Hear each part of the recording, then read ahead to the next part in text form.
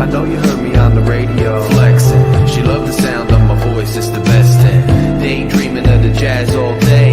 Pick up the phone late night with Larry K. I know you heard me on the radio. Flexing, she loved the sound of my voice, it's the best thing. Daydreaming of the jazz all day. Pick up the phone late night with Larry K.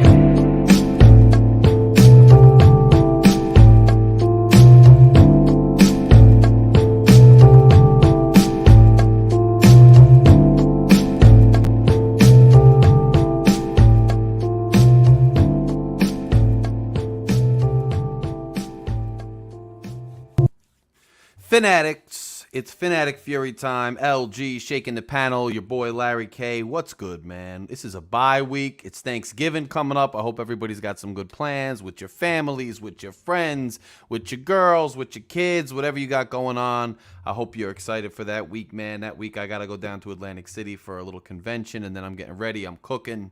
I got the baked ziti going, the sausages, the stuffed breads my dad's making. We got a lot of stuff going on. That's how we do it in Jersey, man, in an Italian household. You know how we do, man. But anyway, great to be with everybody here. Great to see everybody or talk to everybody. I hope you're happy to see me. We're going to take off next week because it's the bye week, but we are doing the show this week, man. Ladies and gentlemen, it is Tua time. Tua is in the discussions on every major outlet that I see. He's in the MVP conversation. He is ranked in most metrics, either first or top 5. Most commentators, most pundits have him as at least number 2, underneath only Patrick Mahomes. This dude is out here straight up killing it. King Mill, what's good? Greg, what's good? California, what's good? Raphael, what's good? California, let me tell you something, man. We about to be in California. We got the bye. And then once we get back from the bye, we've got Houston, and then we're going on the road, man. It's a road trip. It's a California road trip. That's what it is. We got to go to San Fran. We got to go to San Diego. You got Greg over here. He's got his Dolphins shirt on. He's in his room. I can see him. You can't see him yet. But when I bring him on, you're going to see him. He's doing all kinds. He's doing the YMCA. He's going. He's very excited. And if I was him, I'd be very excited too, because I am very excited. Very excited. We are dominating people right now. It's beautiful to see. Not to mention Buffalo lost. Who else last Sunday? You're watching Miami. That's like, we've been waiting for this game. And Greg kind of didn't predict it, but he kind of said, hey, we're not going to have too much trouble with Cleveland, but he doesn't predict blowouts. He said that, okay? And I said I don't predict blowouts, but I couldn't wait. It's just, isn't it nice on Sunday where you sit back, you chill out, and you just see the Miami Dolphins just dominate? Just dominate to the point where you don't have to worry anymore. You don't have to be, on the edge of your seat, biting your nails, worried that they might, let you down, worried that something bad might happen. It's just so much better when we could just kick back, watch them blow a team out, and do what they're supposed to do. It's a beautiful thing. We got to see it. We got to see Tua just go off. I hope you guys, if you haven't seen it yet, I hope you've watched the Tua mic'd up. The Tua mic'd up. It's 10 minutes of Tua mic'd up. To me, you can really see his growth, I think, as a player in that little video. You just see him out there encouraging the guys, physically picking up Wilson when he didn't get that 4th and short, telling him it's not on you, bro, it's not on you, getting him to the sideline, doing what he had to do with that. You just see him galvanizing the troops. You see him talking to McDaniel. You see him having an absolute blast. You see him going back and forth with Teddy Bridgewater on the sideline. You see him talking about him and Tyreek and how they talk to each other. Tyreek saying, hey, you could have hit me for a touchdown. And Tua's like, hey, I had a lot of pressure. And you see Tua getting rid of the ball, which you want to see. So you see there's communication amongst them. They're laughing. They're having fun. Now, a lot of times that happens when you're winning football games. So we expect that to happen since they're winning football games. Cap, what's good? Bleezy was popping. It's Wednesday night. It's Phin-Addict Fury. If you haven't done so yet, smash that subscribe button. It takes a millisecond. Just go right beneath me, hit subscribe. Click subscribe, click the like button, share the video, invite your friends. It's going to be a lively show. It's always a lively show. We're talking Miami Dolphins football. Another thing I liked from the game that I saw was the defense, man. We got Chubb. And let's be honest. I remember the day. I was at lunch. I was going to lunch at work, and I'm driving up this one road. It's a lonely road, and I work in like a lonely area. You know, I live in a busy area right in the middle of Newark, but I work like a little bit out in the suburbs. So it's kind of desolate out there. So I remember I get in my car, I turn on the radio. I told you guys the story. They say, hey, we traded for Chubb. Then, you know, as I'm driving, they say, oh, we traded for Wilson. Now, think about that day. Because I was thinking about that day in hindsight. Think about that day in hindsight. Think about that day as like Monday morning quarterback. Think about that. How good of a trade deadline did the Miami Dolphins have when we got Bradley Chubb and we got Wilson? Look at how Wilson is running. Look at how he and Mostert are complementing each other. Look at how well they fit into this running back tandem. Look at how well and downhill they run and how well they fit into the blocking scheme that we have implemented on this team that Mike McDaniel has implemented. Look at how damn good it is, right? And then look on the other side of the ball when we played Chicago. I told you guys, I thought, look, it's not going to be indicative. Playing Chicago is not going to be indicative of how Chubb fits into the defense and what he does to augment the defense going forward, because somebody like Justin Fields presents a very unique skill set, a very unique problem that a standard defensive pass rusher is not going to be able to counteract as well as you'd like, especially just coming in a couple days earlier. But this past weekend, you got a glimpse of what this defense could be if this secondary continues to gel. And let's hope, I don't know, I haven't heard anything positive to this effect about Byron Jones, but we'll see what happens there. Let's hope they continue to gel. If they continue to gel in the back, then, you know, you got Chubb. You got a glance, I think. You got a glance at what Bradley Chubb could do and what he brings to the table. And you saw him rushing the passer. Wildcat, what's good? John, what's up? You got a glimpse of him rushing the passer and what that could do. Him coming from one side, Phillips from the other. You got Melvin Ingram in there, coming in there too. We really put pressure on Brissett. Now, obviously, the Browns aren't going to be the same as every other team, but the Browns' offensive line is not that bad. And there are aspects of the Cleveland Browns that are not that bad. Anytime you win in the NFL, it, you know, is an accomplishment. Every time you win. So no one's jumping for joy going crazy, but this is a glimpse. This is a glimpse at what our defense can be with this personnel. Now, we got the bad news. We lost Agba. He went out. We thought it was an elbow injury. It wound up being a torn triceps. He's out for the season. That's a loss. Now, it's not like he was making a ton of noise this season. It's not like he had a bunch of sacks. It's not like you heard his name often and all the time. But nonetheless, it is a loss. He's a rotational piece. He's a starter, but he also allows for a rotation for guys to stay fresh. He's a valuable player. He's a good player. That's why we paid him. It does hurt that Agba's out for the season. We have lost. Add him to the list of the guys we have lost on the defensive side of the ball this season. It just has not been pretty, and there's no way to kind of sugarcoat that. It has not been pretty, these guys that we have lost on the defensive side of the ball. Nonetheless, you're seeing what Chubb could do. It's great. So we dominate Cleveland, and then if you still had the mind to do it, which I did, I wound up spending a lot more time watching TV instead of getting to my recap video, because Fins Nation, what's good, man? Joe, what's up, man? What's up, everybody? Make sure you smash the like button if you haven't. Smash the like button. It helps the algorithm. Smash the subscribe button if you have not subscribed yet. Share the video. Punch it out to your friends. Let's go. Phin-Addict Fury, LG Shaking the Panel is live and direct Wednesday nights at 7 p.m. And don't you forget it. Miami Dolphins are live and direct in your face. It's Tua time. That's all I'm going to say. It's Tua time. But we go through that.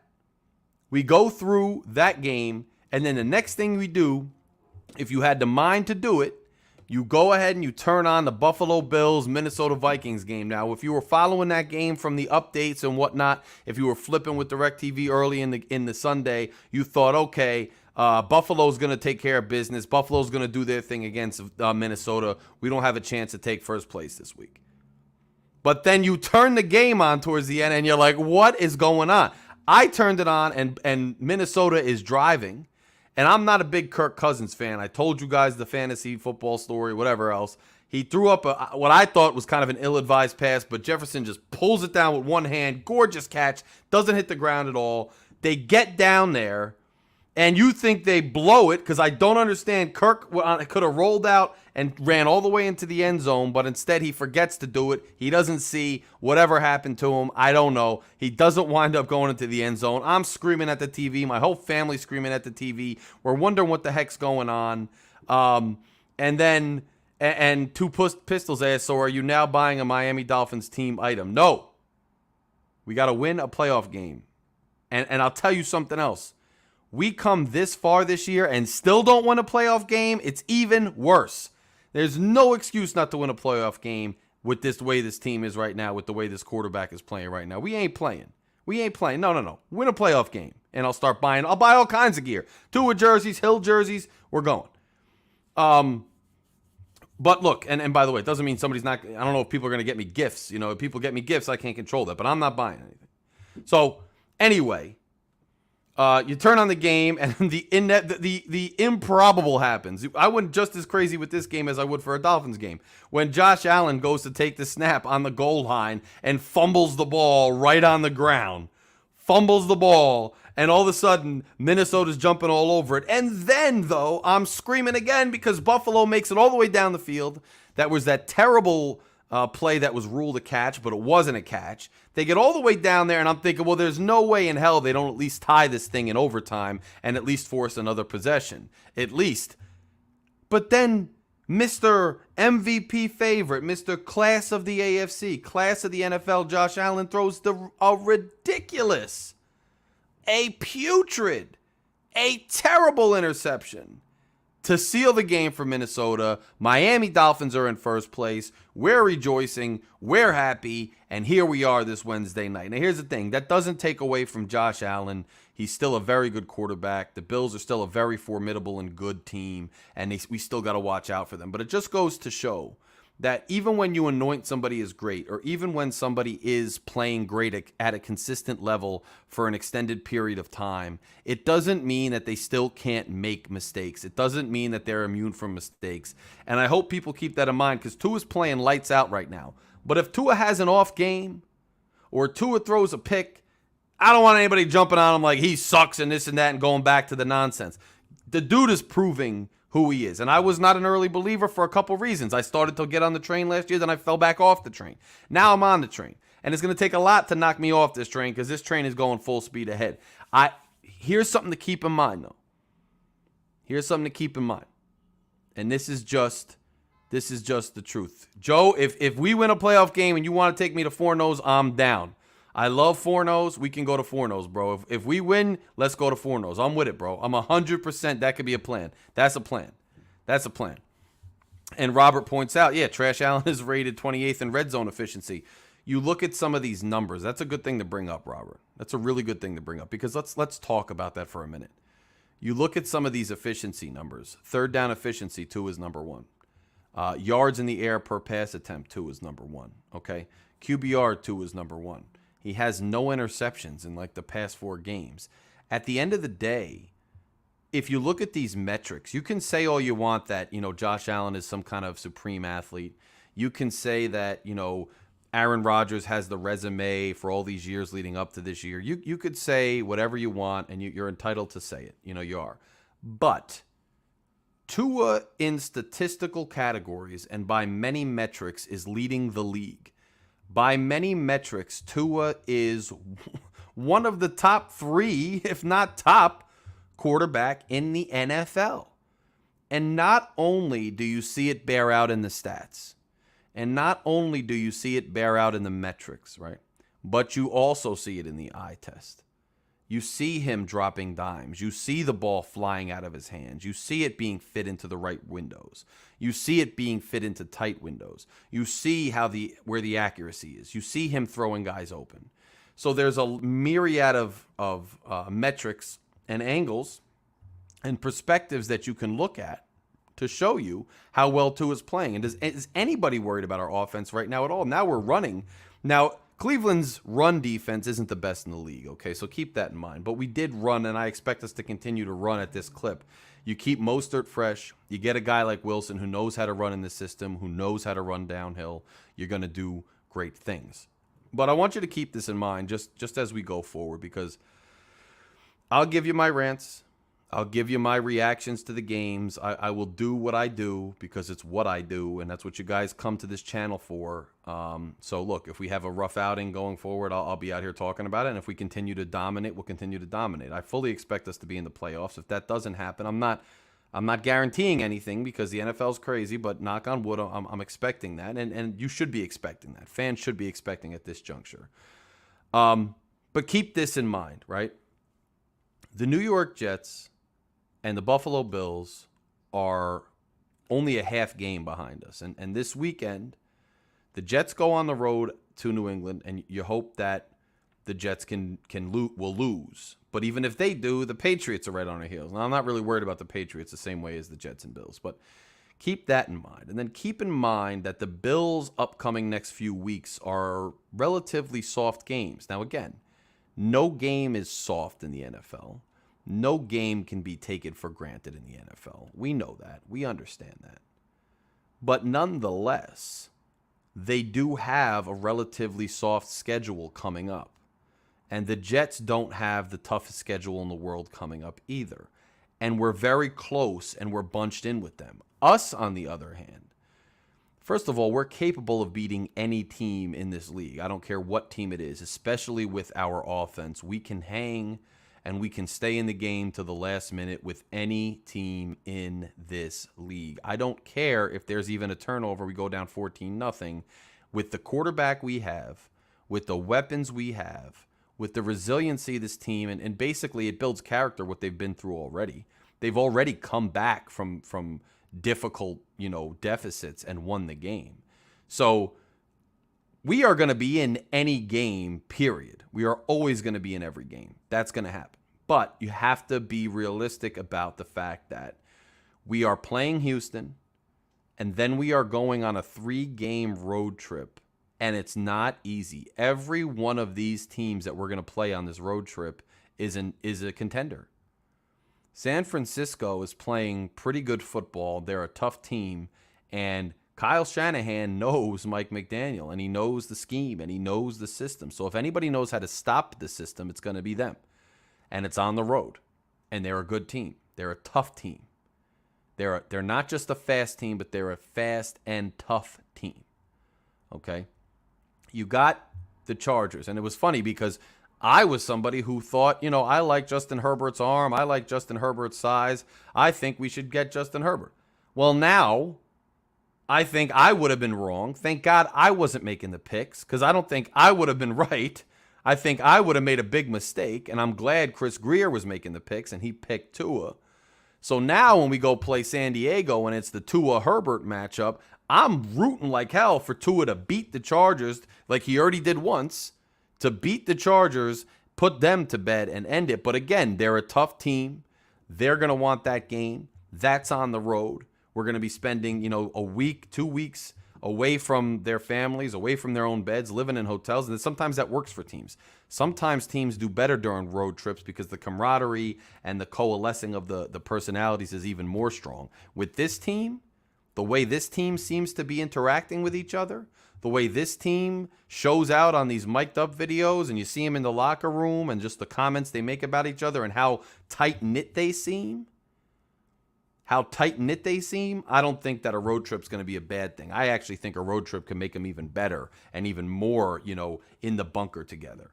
But then after that long California road trip, you don't have time to pause because you fly back to Miami, and that's a 5-hour flight back to Miami, and now you got a time difference, so you lose 3 hours.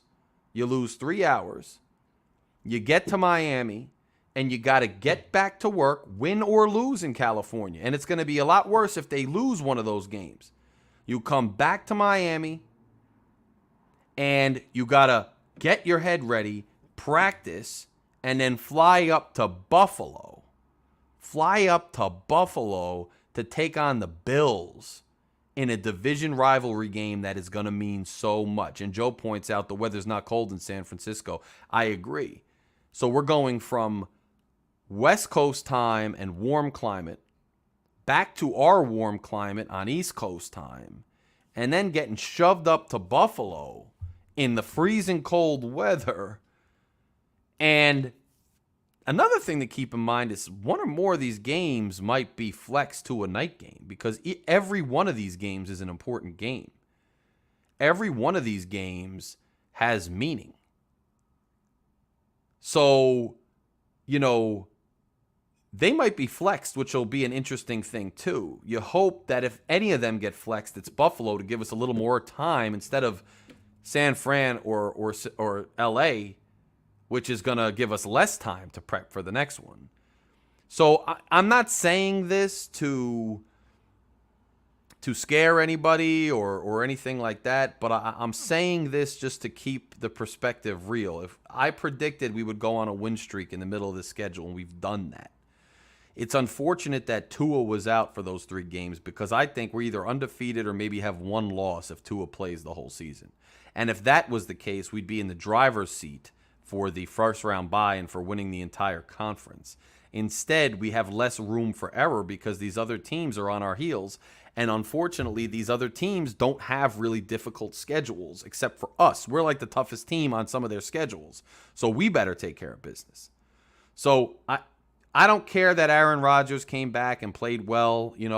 I don't care. That game's in Miami. The Packers are not the Packers of old. Like I told you last week, we beat them the last 3 out of 4 times.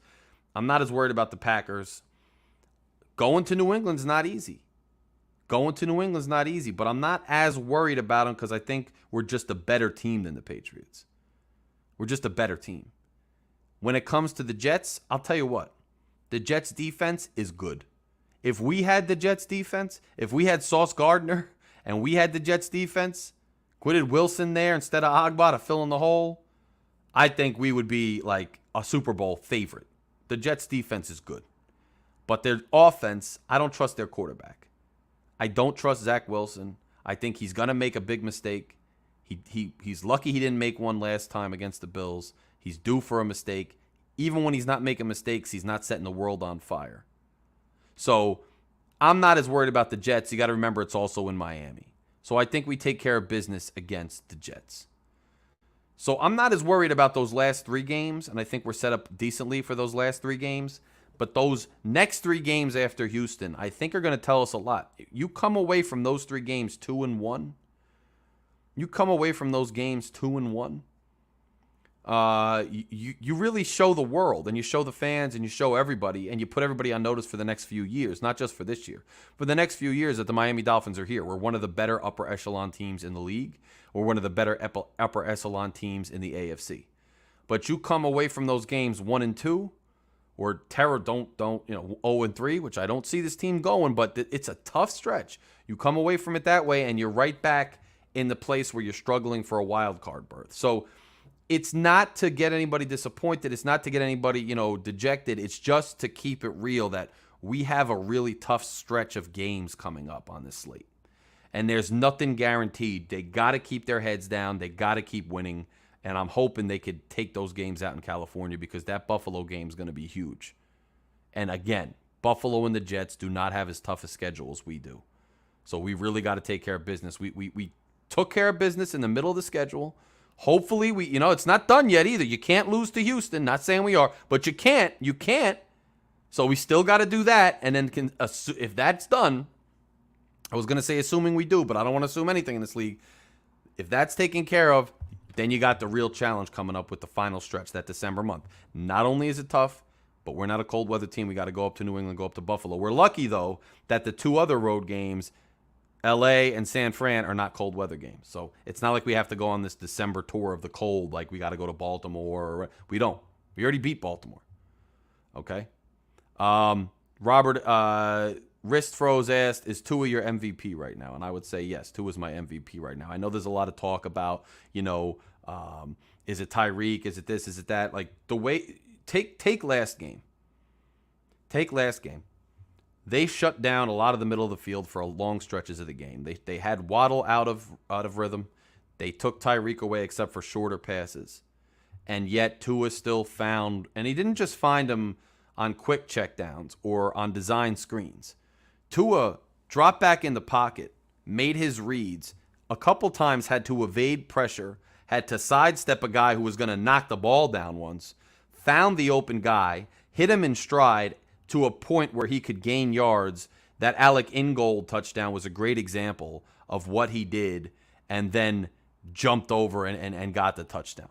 So, Tua is my MVP. It depends how Mahomes does for the rest of the year, and it depends how the stretch goes. You go out to California, you go up to Buffalo, and you win those games, and you come out and you win the AFC. I'll tell you this. If Tua wins those games out west, and he takes care of business down the stretch, and we win the AFC East, he's my MVP league-wide.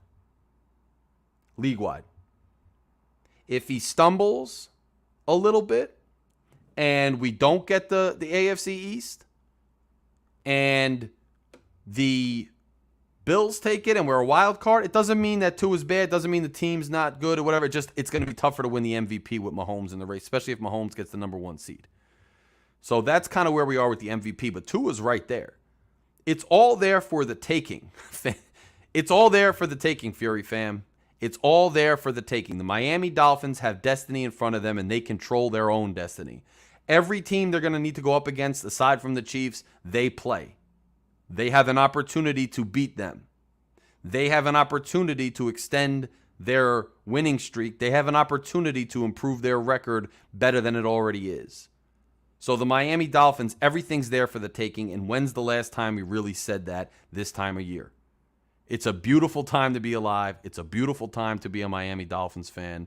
But just remember, and I know the team knows this, there's a lot of battling to go on. There's a big, big, big December on the horizon. And there's plenty of people out in the media sphere. There's plenty of people in the world who are just waiting, just salivating, waiting for the chance to say, I told you so, Miami ain't going to make it down the stretch. And it's up to us to prove them wrong. It's up to the team to prove them wrong. Now, my personal belief is that we will prove them wrong. My personal belief is that the defense is going to start to coalesce even better. The secondary and the young kids are starting to gel better. Bradley Chubb and that front seven is starting to do what they're supposed to do. And this offense is hitting its stride so much so that it seems like they're almost unstoppable. And they're going to have some hiccups here and there. But I think this team, it's right there for the taking. This is the type of team you want to see. They're hitting their stride at the right time. They're continuing to improve at the right time. They're continuing to gel at the right time. It's everything you want to see from a team at this juncture, and I'm feeling really good. And by the way, I love fullbacks, man. Alec Ingold getting that touchdown. I was just thinking about it. I was watching the film again. And I was watching the film, and I was like, Ingold, the stuff they do with him, and the stuff they do with the blocking tight ends, they'll have a blocking tight end in, come through on a motion, crack somebody, and have Gesicki going out for passes. That's good. I love having blockers in there who can also catch the ball when needed. Alec Ingold has been an awesome addition to the team. I'm glad we have a fullback. That's my kind of thing, man. I absolutely love it. What up, Avs? What's good? Hey, guys, if you haven't clicked subscribe yet, smash the subscribe button, smash the like button, and let's keep it rolling. I'm going to bring Shake and G on now. Fellas, what's good, man? How you guys feeling? It is another beautiful day. So he's doing goals. He's in Zamunda. He's got the robe on. We out here killing it, man. Go! So he's doing the Minnesota victory. He's doing the Minnesota thing. Oh, that what you're doing? Oh, yeah. Let's go, Oh, Minnesota. Nice job. We'll see you in Yeah. the Super Bowl. Yeah. Minnesota, man, they're not looking bad. They're not looking bad, bro. They're looking damn good, actually. And taking care of the Bills for us, which was absolutely huge. Absolutely huge. So, Shake, I'll go to you first, then I'll go to Greg here, because Greg's just, like, chomping at the bit. Shake, what's your feelings on the state of the Miami right now, man? I think we're in good hands, man. Like you said, we're in last year, as a matter of fact, even though we had that 7 losing game streak, we still had our own destiny to get into that last spot. But unfortunately, what is done is done. But I'm glad that we have another opportunity this time to be the 2nd seed. If we went out, which is impossible, to be the 2nd seed, and even if Kansas City loses another game, I think to be the 1st seed. So either way, we're looking at a home game. Hopefully, we get a home game in Miami because, you want a playoff game in Miami. But the one thing I like about this December game, it'll be the last. Hold on, give me a second. Yeah, if we get a home game in Miami, by the way, I might have to fly down and go to it. I've been thinking about it a lot. We get a home game, I think I got to go down. The thing I like about this game, these last games, because we got to go to New England and we got to go to Buffalo, right? Mm-hmm. See this right here? Yes. This goalpost. Yeah, the goalpost is right here. It's all the way at the end. If we win, if we beat Buffalo and New England in the winter, in the cold, that would be the last goalpost they could move, because they say he can't throw in cold weather conditions. So this will be the last time they're going to move the goalpost if Tua wins in those games. That's why I'm excited about the winter games, to actually, so he could check off the last box. Yes. You know what I mean? No, I agree, and I'm waiting for that. And I think it'll just, not only for the critics and the haters and all that, but just for us, the fans, to give us the confidence and us the assurances that, hey, we're good, whether it's this year or the next few years. No, we can compete in the cold weather. We can handle our business. It's all good. Greg, other than the Vikings chance, what's your thought on the current state of Miami, my brother? It's looking good. The future is bright. Tua keeps cooking. The running game started to get going. We didn't even have to use Tyreek Hill or Waddle. How can you stop this offense? Like, if you shut down Hill, Waddle, you now got to deal with Wilson and Mostert. You stop them, you got Hill and Waddle to worry about. And right. I think we could. I say right now we're the 2 seed, right? Why not go for the 1 seed here? Imagine. Oh yeah, we're going. Imagine this: you have to come down to the heat in Miami. I don't know how hot it is down there. But could you imagine coming from a cold city down to the heat, man? You'd be sweating a lot. You know what I mean? And there's the people out there saying we have, they're saying our home field advantage is terrible because we play at the day. It's home field advantage. It's not our fault the sun is in there. It's the way we designed the stadium. It's mainly for the fans to cool them down. I believe that was the reason. So that was the reason. It's only you know why they're only saying that? It's because the Dolphins are finally a great team, so they got to find some excuse because we're beating their bums. They got to find an excuse on why they lost. So I'm sick of that excuse. Stop using it. You just step you get your bum kicked. Anyway, Tua, let's keep going, man. Let's go. MVP. Yeah. Mahomes is good. Personally, I don't want to win MVP because I'd rather him win the Super Bowl and get Super Bowl MVP because MVP. Well, that would be Super great. Bowl, yes. The MVP curse in the Super Bowl. If you don't know that, whoever wins MVP gets cursed in the Super Bowl more likely. But hey, if Tua wins MVP, I'm not gonna complain. No, hell no. And honestly, I think Tua is the kind of guy too where if he doesn't win it, it just lights a fire under his ass and he goes even harder. But I think he's a possible MVP candidate. They win the AFC East and we show out in these next couple games, which are really tough games, then I think you see a real shot for Tua to wind up winning the MVP, quite frankly. And listen, the only MVP I want Tua to win is the Super Bowl MVP. I really don't care about the NFL MVP because at the end of the day, you could count on one fucking hand how many NFL MVPs got a Super Bowl the year they won it. So, right. Yeah. And after the game, we're not. I believe he was getting MVP chance. He said something about, I'm not worried about that. We got other things in mind. Something along those lines. I don't remember what he said, but of course, and he's gonna say that, and he's a team player. And Von Joe points out, which I was gonna say, it's true. It's nice in Miami in December, January, February. It's not hot as hell, so no team I don't think is gonna hurt, but it's still our advantage, meaning we still get to sleep in our own bed. Yeah, we get our own beds. We know the field. It's our fans, and most importantly, you're not subjected to freezing cold and rabid fans somewhere else, like.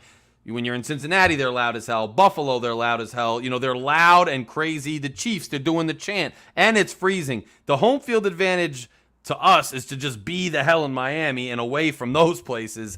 And for those people to have to travel, deal with a hostile environment, because even though there's a lot of opposing fans in the stadium at Miami games, it's the same thing for the Giants and Jets, by the way. There's always it's just big cities with a lot of people there. It's not like these smaller cities where it's so insulated and people only care about their team.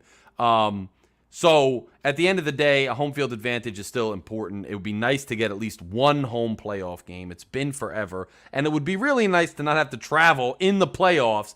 Bad enough we got to do at the end of the year. You don't want to travel to Buffalo and KC and all that just to get to the Super Bowl. That ain't going to be easy. So let's hope we get at least one, man. Let's hope. Let's hope. And we got TR in here with a Tua thing, a Tua near, through and through. Tua breaks curses like he broke the curse. The Tua haters are like Larry K. Don't know what that means, but more power to you, TR, man. Welcome to the show. So we're gonna go right into the good, the bad,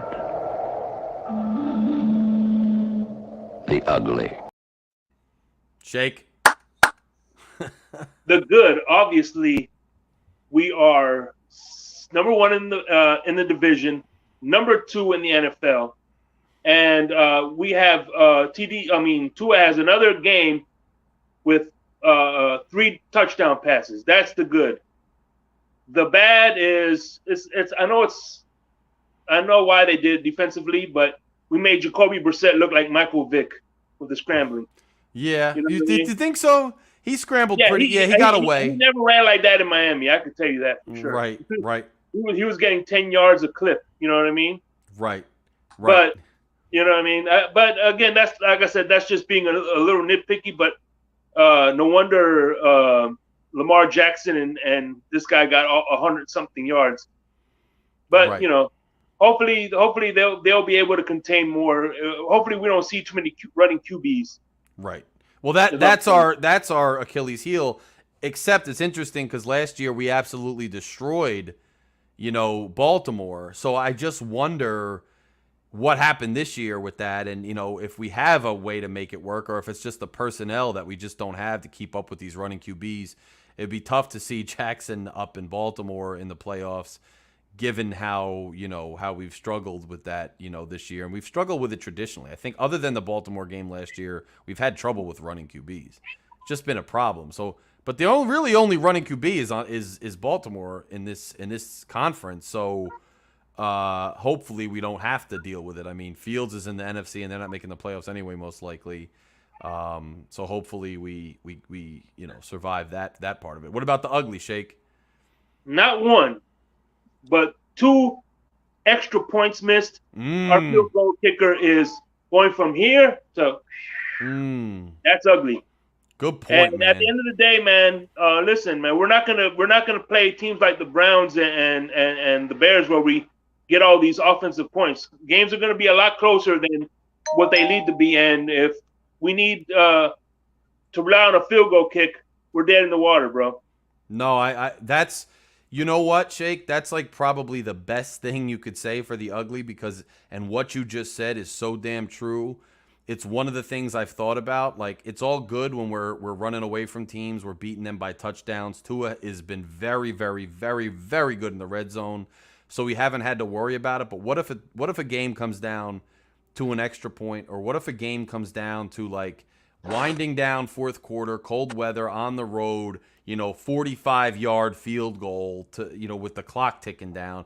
I'm not feeling very confident. So that's a good point. That's something to really watch out for and keep an eye on, because I'm not feeling great about it. The way Sanders has been playing, it just has not been great. So good point, bro. Good point. I want you to look at this up on YouTube. There was a game, I can't remember now, but where the New Orleans Saints, I forgot what team it was, but they did this was way before the Miami Miracle. They did all these lateral moves to get the touchdown to tie the game, and they missed the extra point. That's and crazy. They lose the game. That's crazy. And what was worse, this was before they moved it back to the 15-yard line. This was when it was up close. Wow. And they missed the extra point. See, that it happens though. And now that the extra point is further back. See, I personally like it further back because it makes the game more exciting. It means it actually means something. But if your kicker is struggling, it's tough. So Sanders, man, and I don't know what happened to him. He was lights out 2 years ago. Lights out, made everything. And I don't know if it's like he had a slump last year and one slump is okay. But now the slump 2 years in a row, you wonder, like, is it because he got paid, because he's comfortable, because he's in his own head. Sometimes you get in your own head. Sometimes you do so good that one miss and you start really overthinking it every time you kick. Maybe he's in his head. I think maybe he's in his head, but either way, man, and I don't think they've brought in anybody to compete, so kind of scary. They should. They should, right? Just to have somebody there in case. You don't even have to make him the starting kicker, whoever you bring in. Just bring him in, have him compete with Sanders. And then if he just keeps sucking, you might have to do something with it. But I don't know about with the money and whatnot. Yeah, and I don't know what the active, maybe you wouldn't activate him on game day, but you bring him in for practice. I'm sure they could just sign a free agent. I don't know who's out there. But, with the active and inactive players, that would be an interesting thing to play with, too. If you wanted to bring a guy in because Sanders just ain't feeling it or he's in his own head. I don't know, but maybe they're thinking if they bring a guy in, he gets even more in his own head than he already is, and that makes it even worse. So, who knows? It's a lot to unpack there with the Sanders stuff, and it's definitely concerning. What do you think of the injury along the D-line with Agba going out, both of you? I think that Zach Sealer will take his place. Yeah, me too. I'm just hoping, he's still fresh because, they rotate those guys. It gives Sealer a chance to stay fresh. But I guess Sealer's just got to step up, which I know he can. He's a damn good player, so I'm not as worried about that. Michael, Aaron won. He was the crocodile hunter. Yeah. He's I call Zach Sealer the alligator hunter. Yeah, I like it. That's how he is, bro. Mm-hmm. It's like Manny Fernandez, man. Remember Manny Fernandez used to go out in the Everglades, like hunt gators and stuff, catch gators and whatnot. Sealer's like that dude, man. He had like the trailer. He was just chilling, and he's a wild dude. I like his whole, and he caused the fumble the other day, man. Like he's a beast, bro. Like Sealer is a good player. He plays with like an edge. He plays with a real edge that I like a lot. So, and I'm sure you heard the story about how Manny Fernandez put a alligator in Don Shula's shower. Yes. Manny, that's a crazy. I've seen when they're talking about it. It's just crazy, bro. Crazy Florida stuff, especially 1970s Florida stuff. Even more crazy, and the Everglades probably even more wild. Probably even more of a crazy time at that time down there. So yeah, definitely wild. By the way, you know how over here we shake shit up, right? Oh hell yeah. I normally, I can't find my pipes, my victory pipes. Bro, what? How do you lose your victory pipe? I don't know where it's at. But anyway, I would normally be celebrating with a salty Tua, but yes, I'm going to shake shit up again. Okay. And I'm going to start, being that this is all I'm going to start a new tradition. Okay. You know what happened Monday? Philadelphia lost. Oh, yeah, the champagne, yeah. Yeah, 72. So, Zonka was chilling. I got this little bad boy. I like it, bro. I like it a lot. The reason I'm not doing a salty tour is because this is a little special occasion. So I like it. I'm gonna, since all the boys popped a little champagne, I will too. Boom. I like it, bro. I love it, actually. Cheers to 72. Hell yeah. That's a good one, Shake. You shook it up again. Always shaking it up some way, which is why we do it, bro. Cheers to you too. That's dope. And I was happy with that too, bro. Like Philly, man, they're a pretty good team, but everybody's hyping the hell out of them. I knew they were gonna lose to a division foe at some point. I knew it wasn't gonna last forever. So them going down the way they went down, it was about time. Now we got that out of the way. We don't have to think about it. We don't have to give any time to it. We don't have to worry about it. It's over. 72, 50 years. 50 years. And nobody has done it. And the only ones who even came close was really that New England team in Chicago. But Chicago lost, so it's like people are like, oh, they got to go longer. It's not fair. Miami only had a shorter regular season. I'm like, okay. Most of these teams, aside from the Pats, didn't even get through the regular season or that portion of the regular season. That 15 games without losing. So here's another example of that. Guys, if you haven't done so yet, smash the subscribe button, smash the like button. I'm about to bring the panel on here, and we're about to talk. You know what's crazy about the 72 team is that they did not have home field advantage in the playoffs. They had to go to Pittsburgh, and they had to go to San Diego, if I'm not mistaken. Yeah. So yeah. You think the number one seed would have home advantage? Nope. They had to go to Pittsburgh in freaking December. Does anybody know why? I'll look that up, and Because I'm curious. I'll investigate that for next week. Yeah, Shake. Well, after the bye week. Yeah, after the bye week. I'm curious as to why that was, because I didn't even know that. And I'm pretty curious. When we talked about it last time, I found out, but I wonder why. That's an interesting thing. I'd like to. By the way, I'm gonna have it next week. After the bye, I'm gonna have a new setup and everything. So. Oh, you told us, yeah, right? Because there's gonna be a whole new setup. There's gonna be the Shake Studio, the Shake Hefner Studio. Yeah. I'm getting a nice little microphone because I heard one of the comments that sound like I'm in a trash can. So I saw that. I saw. They said, yeah, you're in a metal box with some. I don't know, but you're getting a mic. That's dope, man. That's good. That's that's the graduation and the evolution of this show, man. That's dope to see, and it'll be good. I don't even have a camera either. I got this computer camera, but I'm hopefully gonna get a camera too at some point, which will up my game as well. So Phin-Addict Fury, man, we're stepping up our game. We're stepping up our game, and we're doing things. What's up, John? Out here, bro. Got the nice hat. You got the beautiful like Washington, Seattle area like aesthetic, which I dig. It's nice to see. It's daylight out there, which is very nice. It's very dark here. But what's up, bro? How you feeling? Yeah, we're about 3 hours behind you, Larry, and Shake out there in Miami. So we got a little bit of daylight left. I got a little bit of Christmas decorations up. I'm kind of still in the thunder of the neighborhood. I'm just really going for it.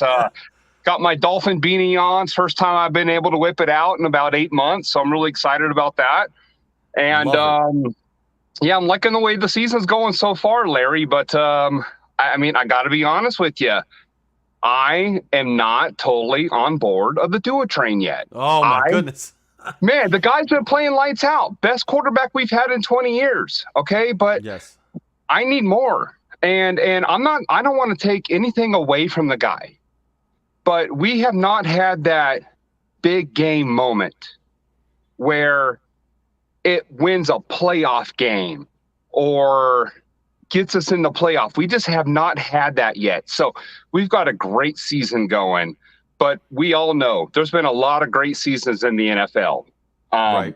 Greatest end in Super Bowl runs, and all the memorable moments are in the playoffs and in the Super Bowl.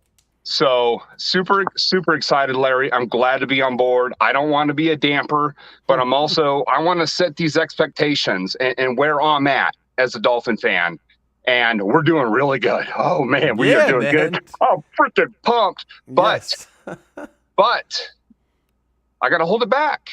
I'm not there. I can't because maybe I'm a little sentimental. Maybe I would start crying. I hope not. But like, this team means a lot to me, and a playoff loss could be devastating. I mean, really, guys, I'm a Dolphin fan, like all of you in here. A playoff game would be heartbreaking. A loss would be heartbreaking to us. And so that's where I'm at. I don't want to get my hopes too high, Larry. I'm loving where we're at. I hear you. And by the way, Keyshawn Johnson had another terrible take. So he's been ragging on us like all year. He's been ragging on Tua, Hill, and so Tyreek Hill tweeted out, why is Keyshawn Johnson on TV? That's what he said. And they had a whole thing yesterday about like, oh, do you hear what he said about you, this and that? And they said, well, Keyshawn was saying that the Miami Dolphins are not a national team. And then they were, I think it was Max Kellerman. Somebody was like, well, actually, they're a national team. They have fans all over, especially in the generation of like people in their 30s and 40s. They're a national team. And then Keyshawn said, yeah, they might be a national team, but nobody on the West Coast, nobody on the west side of this country cares, I can assure you. That's what he said. Meanwhile, you're over here with the daylight in friggin' Washington repping. That pisses me off. Let me tell you, Larry, this morning I saw an 18-wheeler. Yes. Okay, with extended cab and everything. Mm-hmm. The dude had the Dolphin logo all over it. All over it. I wanted to get out of my car in the middle of the street and take pictures, but I feared for my freaking life, so I did not. But I'm dead. And it was the new logo, too, not that old stuff. I love the old logo, don't get me wrong, but I'm just showing you. Yes, it's new. Dolphins yes. are everywhere. Yes. Yeah, I mean, I don't want to go. They're everywhere. We're all over the place. So whatever Yes. Keyshawn Johnson is saying is wrong. West Coast Yes. loves some Fins. And I can't wait to see the games in California. We're gonna have fans there too. So he's just a hater. He's a Jet. You know, he's once a Jet, always a Jet. I don't want to put people in that category, but he's putting himself there. He put himself there, John. Yeah. So, and this is the proof right here. You got the little bit of Christmas. What kind of Christmas decorations you put up so far? That's what I'm curious about. Well, it's just a little bit underneath the eave here. It's a little bit of strip lighting. It's got some color with a little bit of white light. Just like a little accent the house, make all the neighbors jealous. My wife, man, she's always on me about this kind of shit, so I have no choice. So here we are. I like it.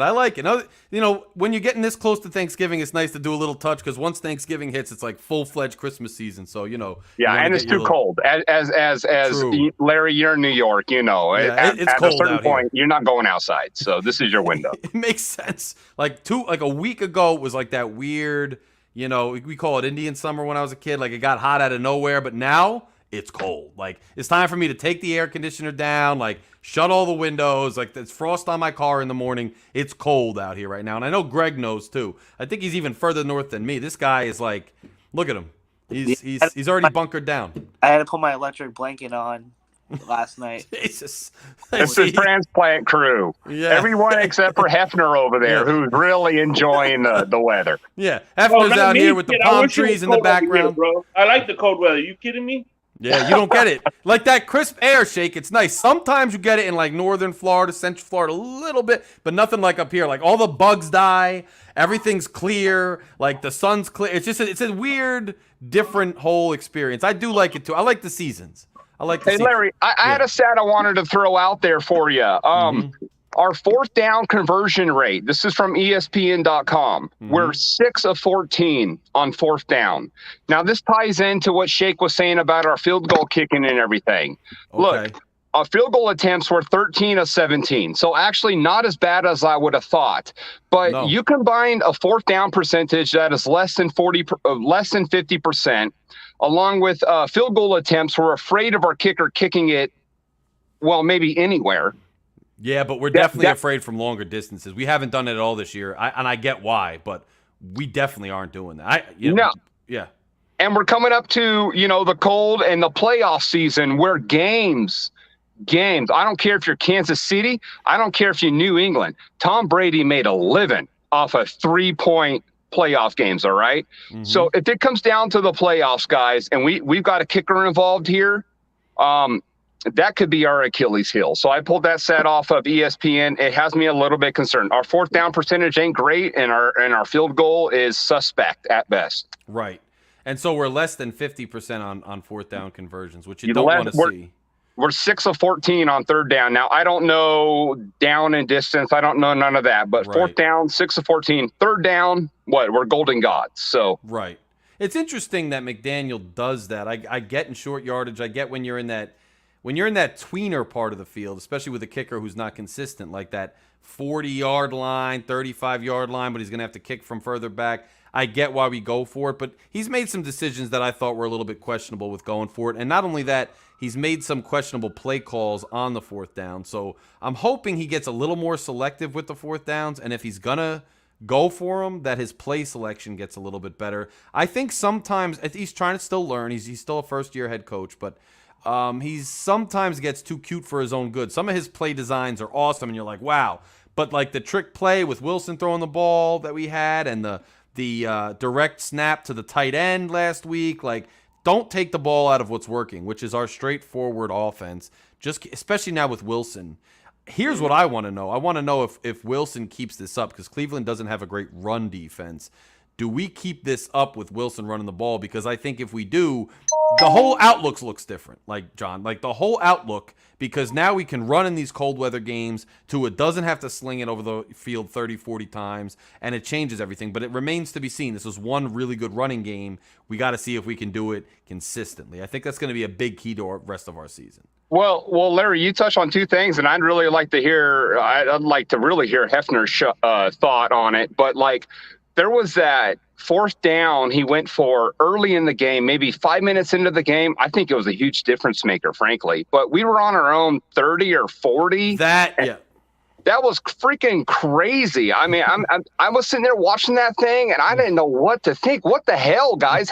What's your opinion on that? What were you shitting bricks? I mean, how were you there?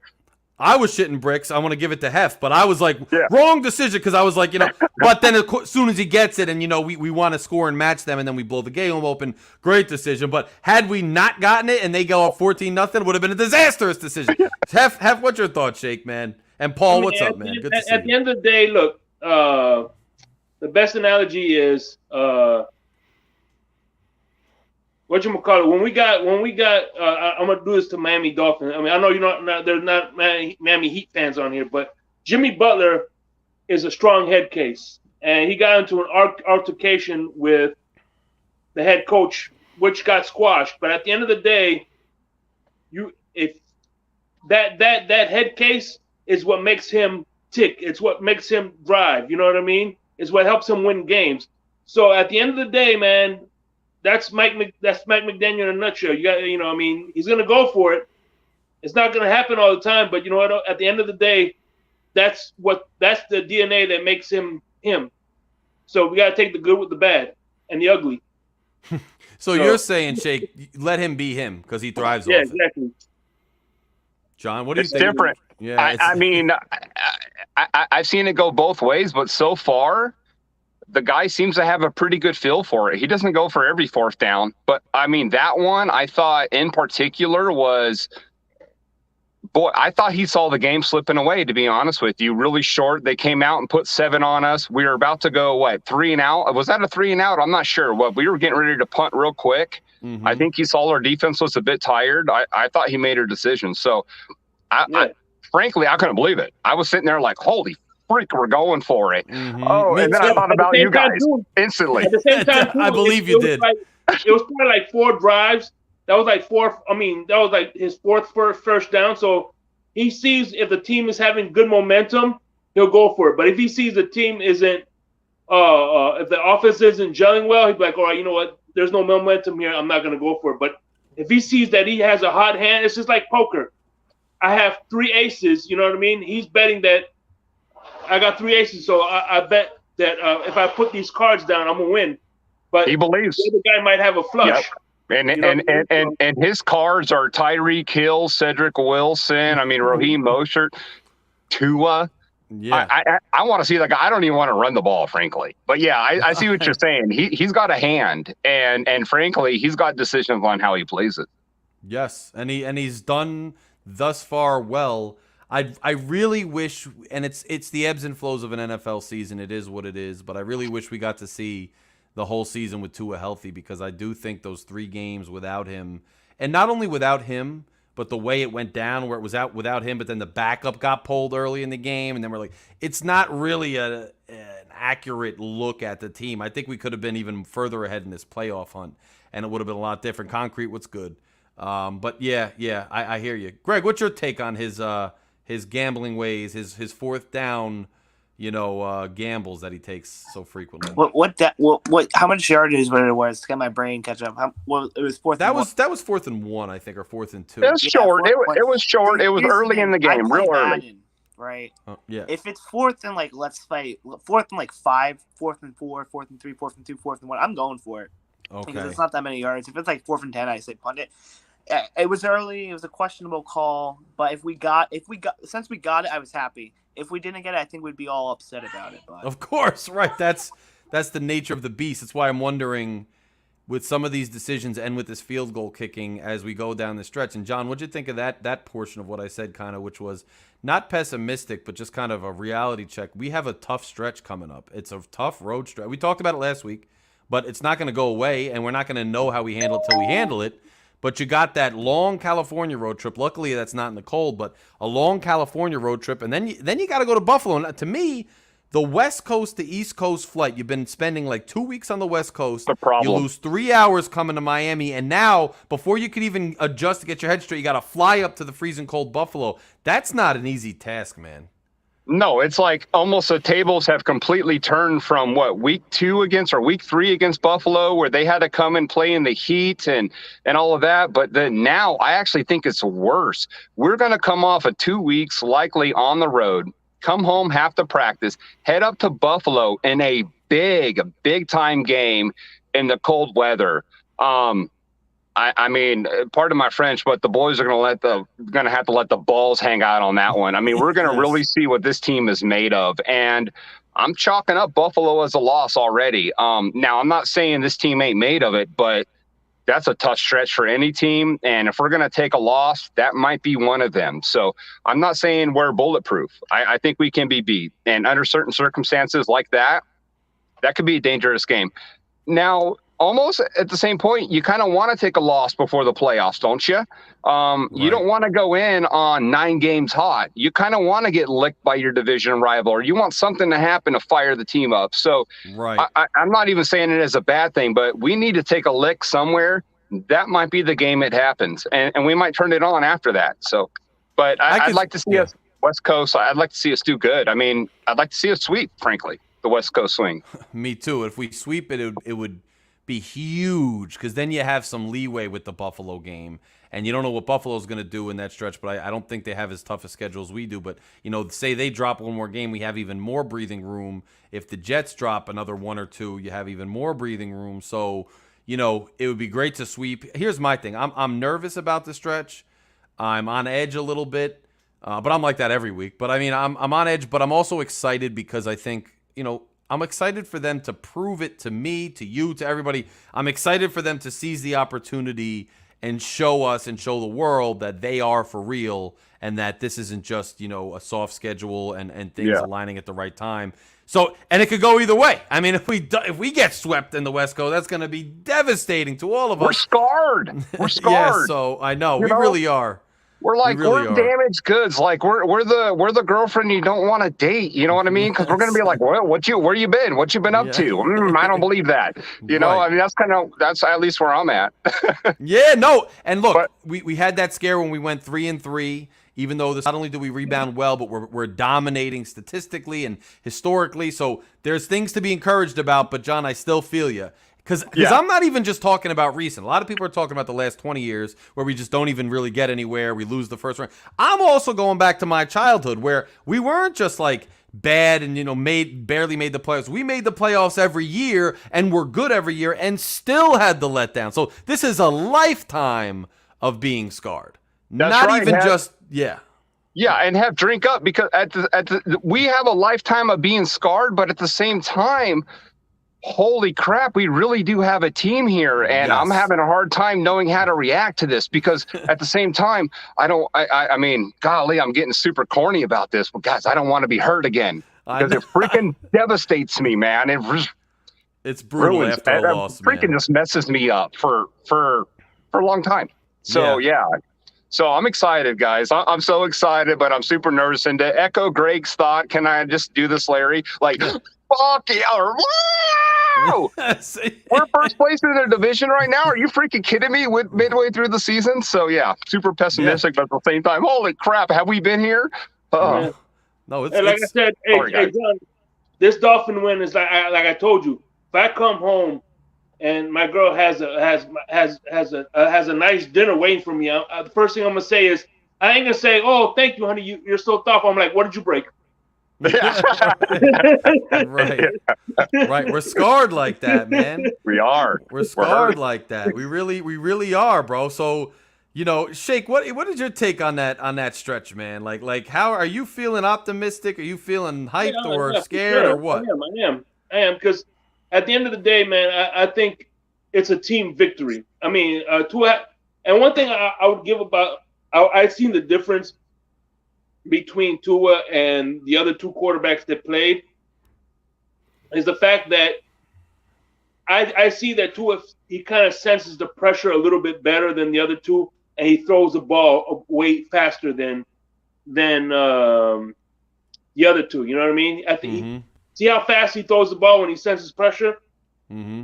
Myles Garrett, one of the funniest things I saw was a picture of Myles Garrett shaking to his hand and said that's the only time that Myles Garrett laid hands on him. You know what I mean? Yeah. Because he was actually throwing the ball, and I think he learned from his lesson in Cincinnati. Don't try to play the hero ball. Throw the ball away if you have to. As a matter of fact, you know what's funny is Aaron Rodgers, after he broke his shoulder bone, he starts leading the league in throwaway passes because he knows if I hold on to the ball too long, something bad is going to happen. And what world does Clowney not get a hold of Tua? Have we walked into an alternate dimension or something? What the heck is going on here? I think we really might be in a place where that, I hate to say it, but where that Cincinnati thing and the whole controversy was an early blessing because, quite frankly, the guy wasn't getting rid of the ball. He was holding the ball a long time, and I know he came back against Pittsburgh and he got himself back in the action. But since he did that, he really hasn't, knock on wood, been taking hits willfully. He's been, tactful in the pocket at escaping pressure, but he hasn't held it way too long.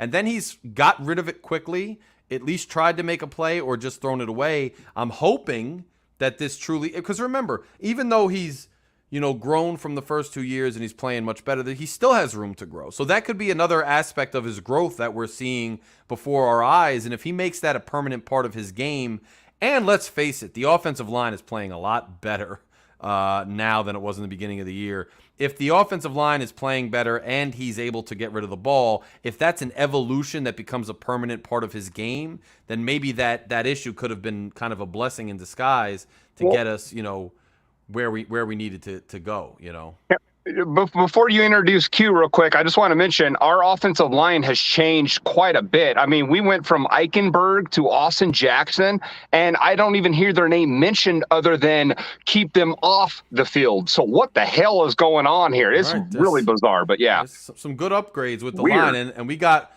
Kay in here. We got El Capitan himself has made an appearance, which is always appreciated, man. What up? Yeah. Down. What up, fellas? I just want to say something real quick. I just want to give. Damn, I wish I had more. Fuck it, I'm gonna give this Hennessy bottle. Nice. Damn, bro. I just want to personally congratulate El Capitan for 1 year. This is his 1 year anniversary. Please go check it out tonight at 10 o'clock, bro. This is for you, my brother. Yes, sir. Congratulations, bro. Yo, congrats, bro. Congrats. So guys, the floor is yours. Shake, you want to take the lead here with Kay and with El Capitan, man? That Greg I see over there? Oh my God, Greg! Oh my God! First of all, Greg, I love his cackle in the back, hiding. He's always lurking somewhere, bro. Fucking Dude, Greg truth. kills me, bro. He trips me. It's hilarious.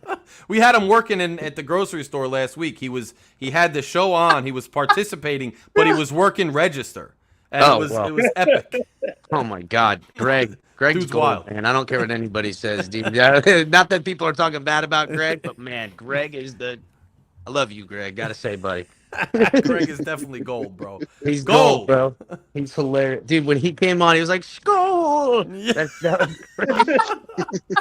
was great, Greg. I appreciate it. Only guys. Greg could do that and get away with it. He gets it. That's what I like. So one time I was tuning in to El Capitan over there, and he was talking about like a guy would never pass up on his girlfriend offering his ex-girlfriend in on. So I was like, holy shit! Okay, follow right then and there. Capitan knows no bounds, bro. He's got to stop. I don't even know what you're talking about. It sounds like some shit I said though. I was talking about some Dolphins, and you went off on something else. I was like, oh, I'm following this guy. So anyway. Yeah, it was a good metaphor, obviously. Hell yeah.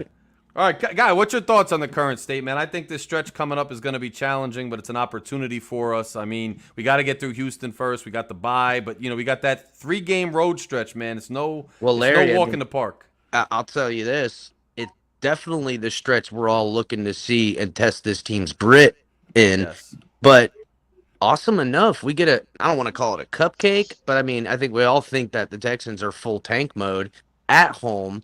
You know what I'm saying? Mm-hmm. They got to be looking beyond us, worried about handling Deshaun Watson, the following week. Yes. So their eyes are going to be somewhere else probably. The way this team's been rolling, even if they come out kicking off some cobwebs from, and a hangover from partying all week, they should be able to handle this team. So I thank God for that. Yes. bye week comeback. Because then it's the, hey, you know what? Even if we let the Texans hang around, it's a little bit of a wake-up call. Like, hey, we're a way better football team. Yes. You know what I'm saying? We got San Francisco. We got the Chargers. We got, the douches or whoever else is left. I don't know. Yes. Yes. Yeah. Yeah. Kay, what do you think, man? Man, my confidence, in that West Coast tour, if I may so boldly call that West Coast, man, my confidence is at all time high, man. Because I really think that the only teams that could really give it to the Dolphins is either the teams that are in its own division or the teams at the top, like KC but I'm not saying it's not going to make for a good game. It's gonna be a hell of a game. But I'm really confident that the Dolphins are going to come out with a dub against especially against Frisco, because I think Frisco's going to put up a fight. But I'm banking on the Dolphins to bring a dub. Hey, by the way, Larry, his name is actually Q, and he's he's a Steelers fan. Hey, no sweat. KQ, you can call me whatever, bro. I'll take him over most of half of our fan base. By the way, wait, what now? I would hang out with him more than half of our fan base. Okay. Hey, right on, Shake. Right on. That's my man, Shake, right there. I want to come to the family cookout, dog. That's what I want. I already know what you guys do. You roast one of them pigs and stuff. I want in on that. I've been a part of something before, and I need that Samoan cookout. I've been to some, and they remind me of the the redneck cookouts that I get to go to. They do a couple other stuff. You know what I'm saying? They get down. It's a party. Yeah, dude. That's the human. Humans have a lot in common when you get to that level, bro. Like cookouts and whatnot. When it comes to food, bro. When it comes to food, that is a common language, bro. Yes. Nobody, you don't have to speak any other language but yum yum in my tum tum. You know what I'm saying? Yum. That's good. I like that. Now you speaking my language like you set out to do, and I want to come to the damn cookout, bro. I'm saying shit. So what do you guys think though? Realistic predictions. I mean, you thinking like.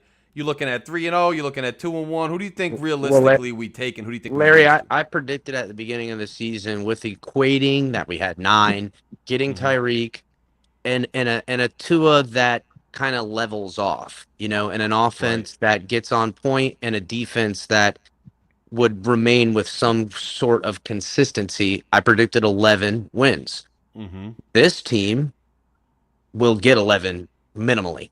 Yes. You know what I'm saying? I don't think it's out of the realm from 12, 13, or even running the table from here on out. Right.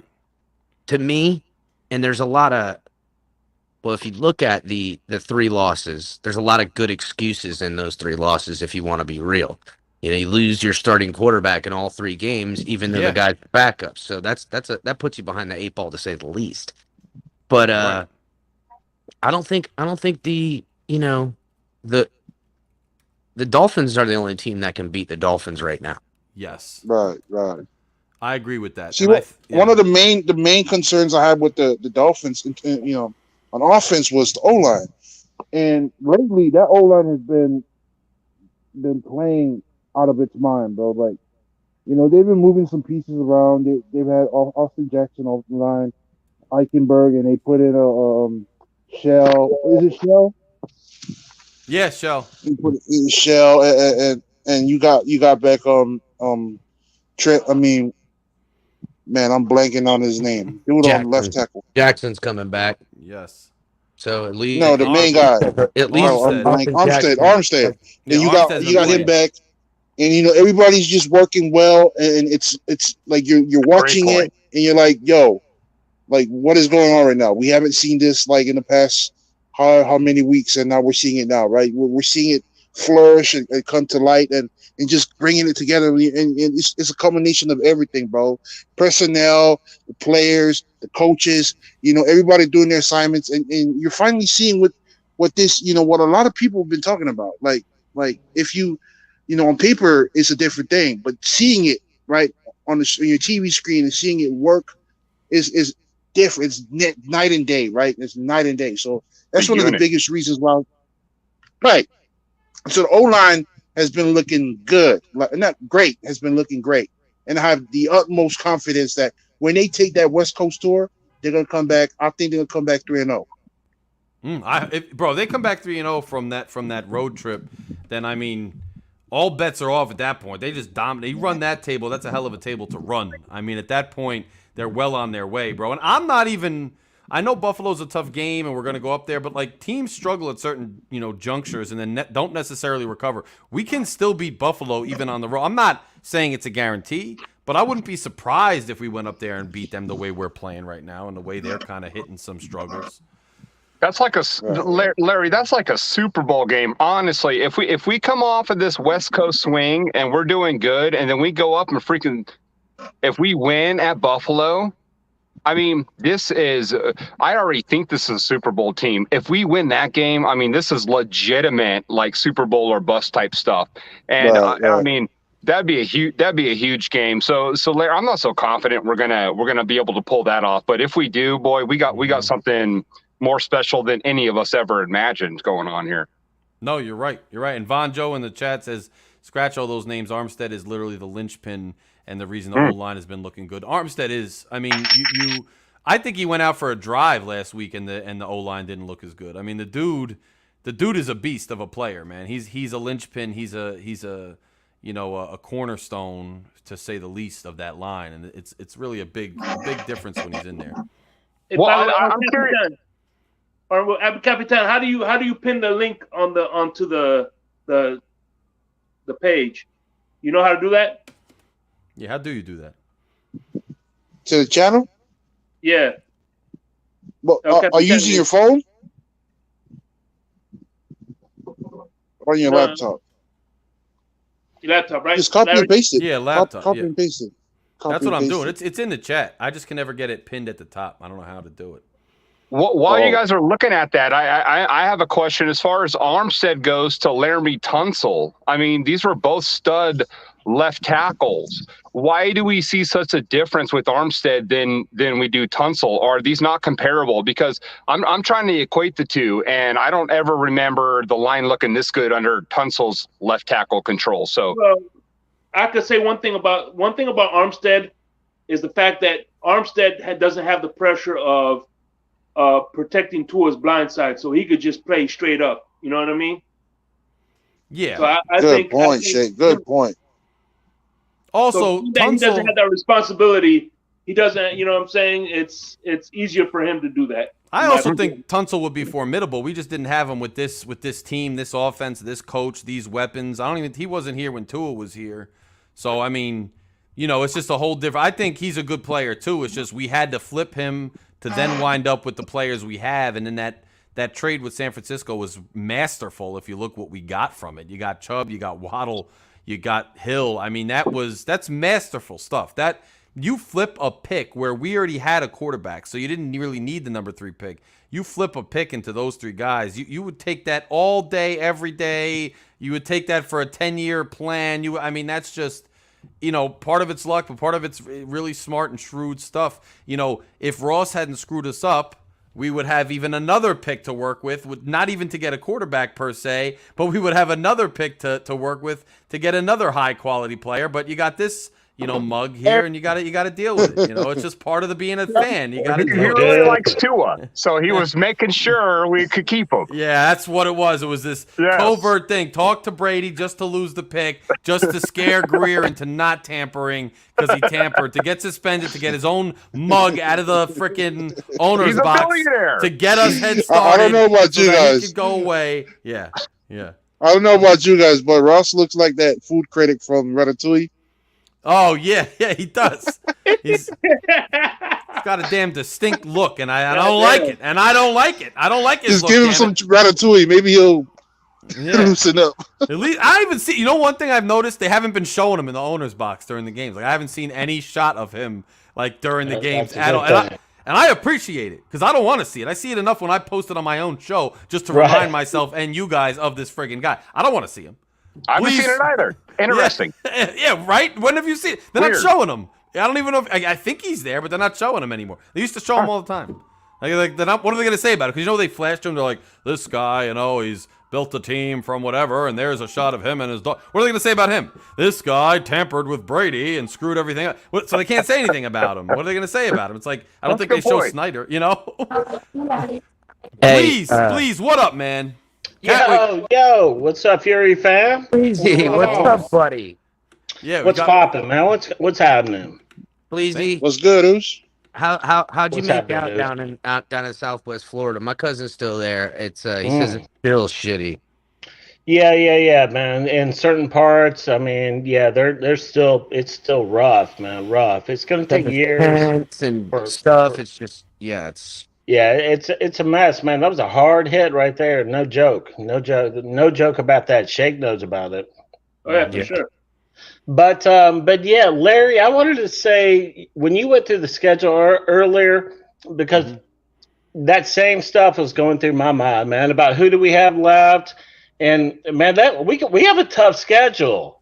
We do in front of us. It's not an easy schedule. The schedule's no joke. I know we have the Texans, but then we go out west to back-to-back Niners, Chargers, and then go to Buffalo.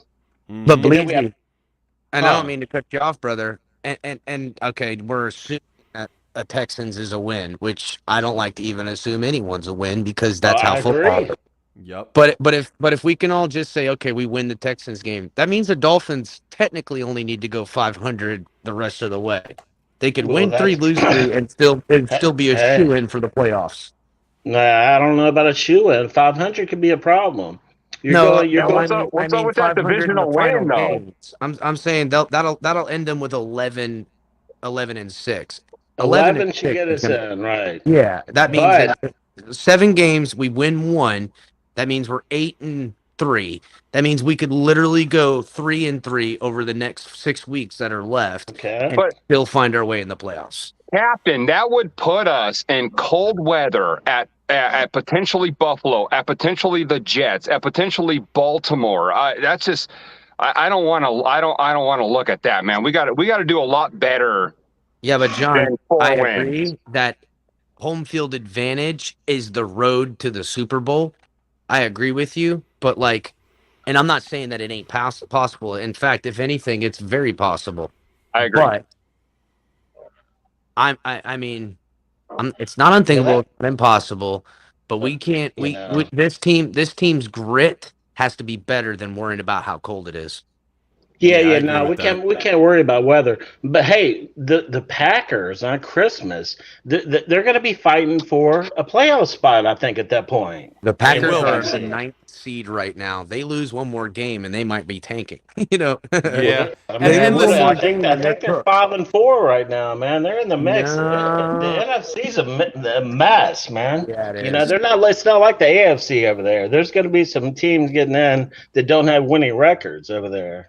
That I know, but I don't believe in the Packers, and I'm not taking anybody for granted because I'm not even taking Houston for granted. But I'm not so convinced just because they won against Dallas at home that all of a sudden they're a team. Now every team's a team to be reckoned with in the NFL, but let's see where they are in a couple weeks. You know what I mean? Right. The Packers, but the schedule's not easy, please. That's what I'm saying. That we have to go to New England and then the Jets at home, and the Jets have kind of got it going on this year, man. So, Jets are not bad, dude. The defense is good. I'm not as worried because I think we want revenge. I don't believe in Zach Wilson. It's at home.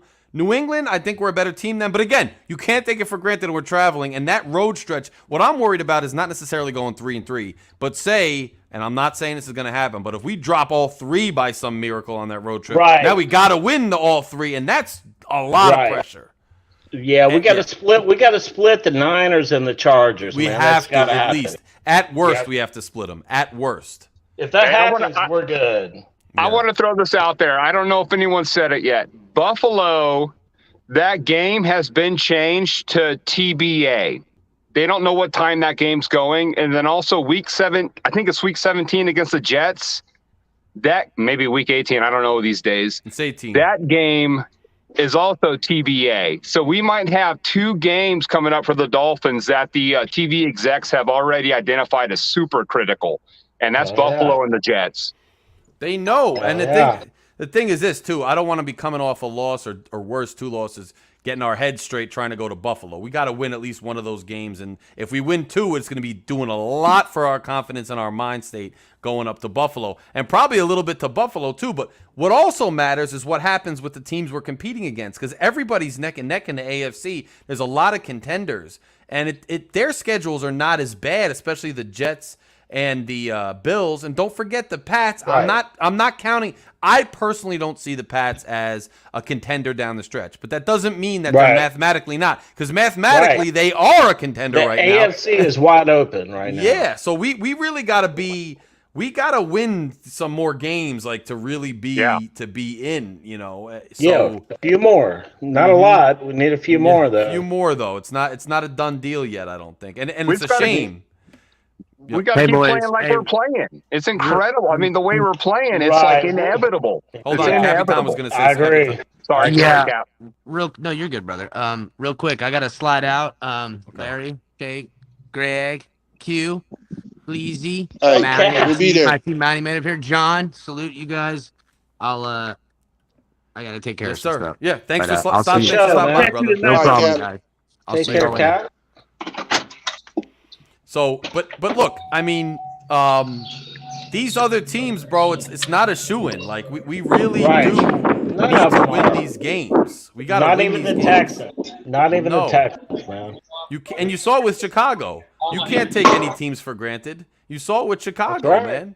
So we really got to be on our game, and it's not going to be easy. But we are trending upwards where we should roll. We should roll. We should, Bleeze. You know what I'm saying? Like, and look, you look at San Fran, you look at LA.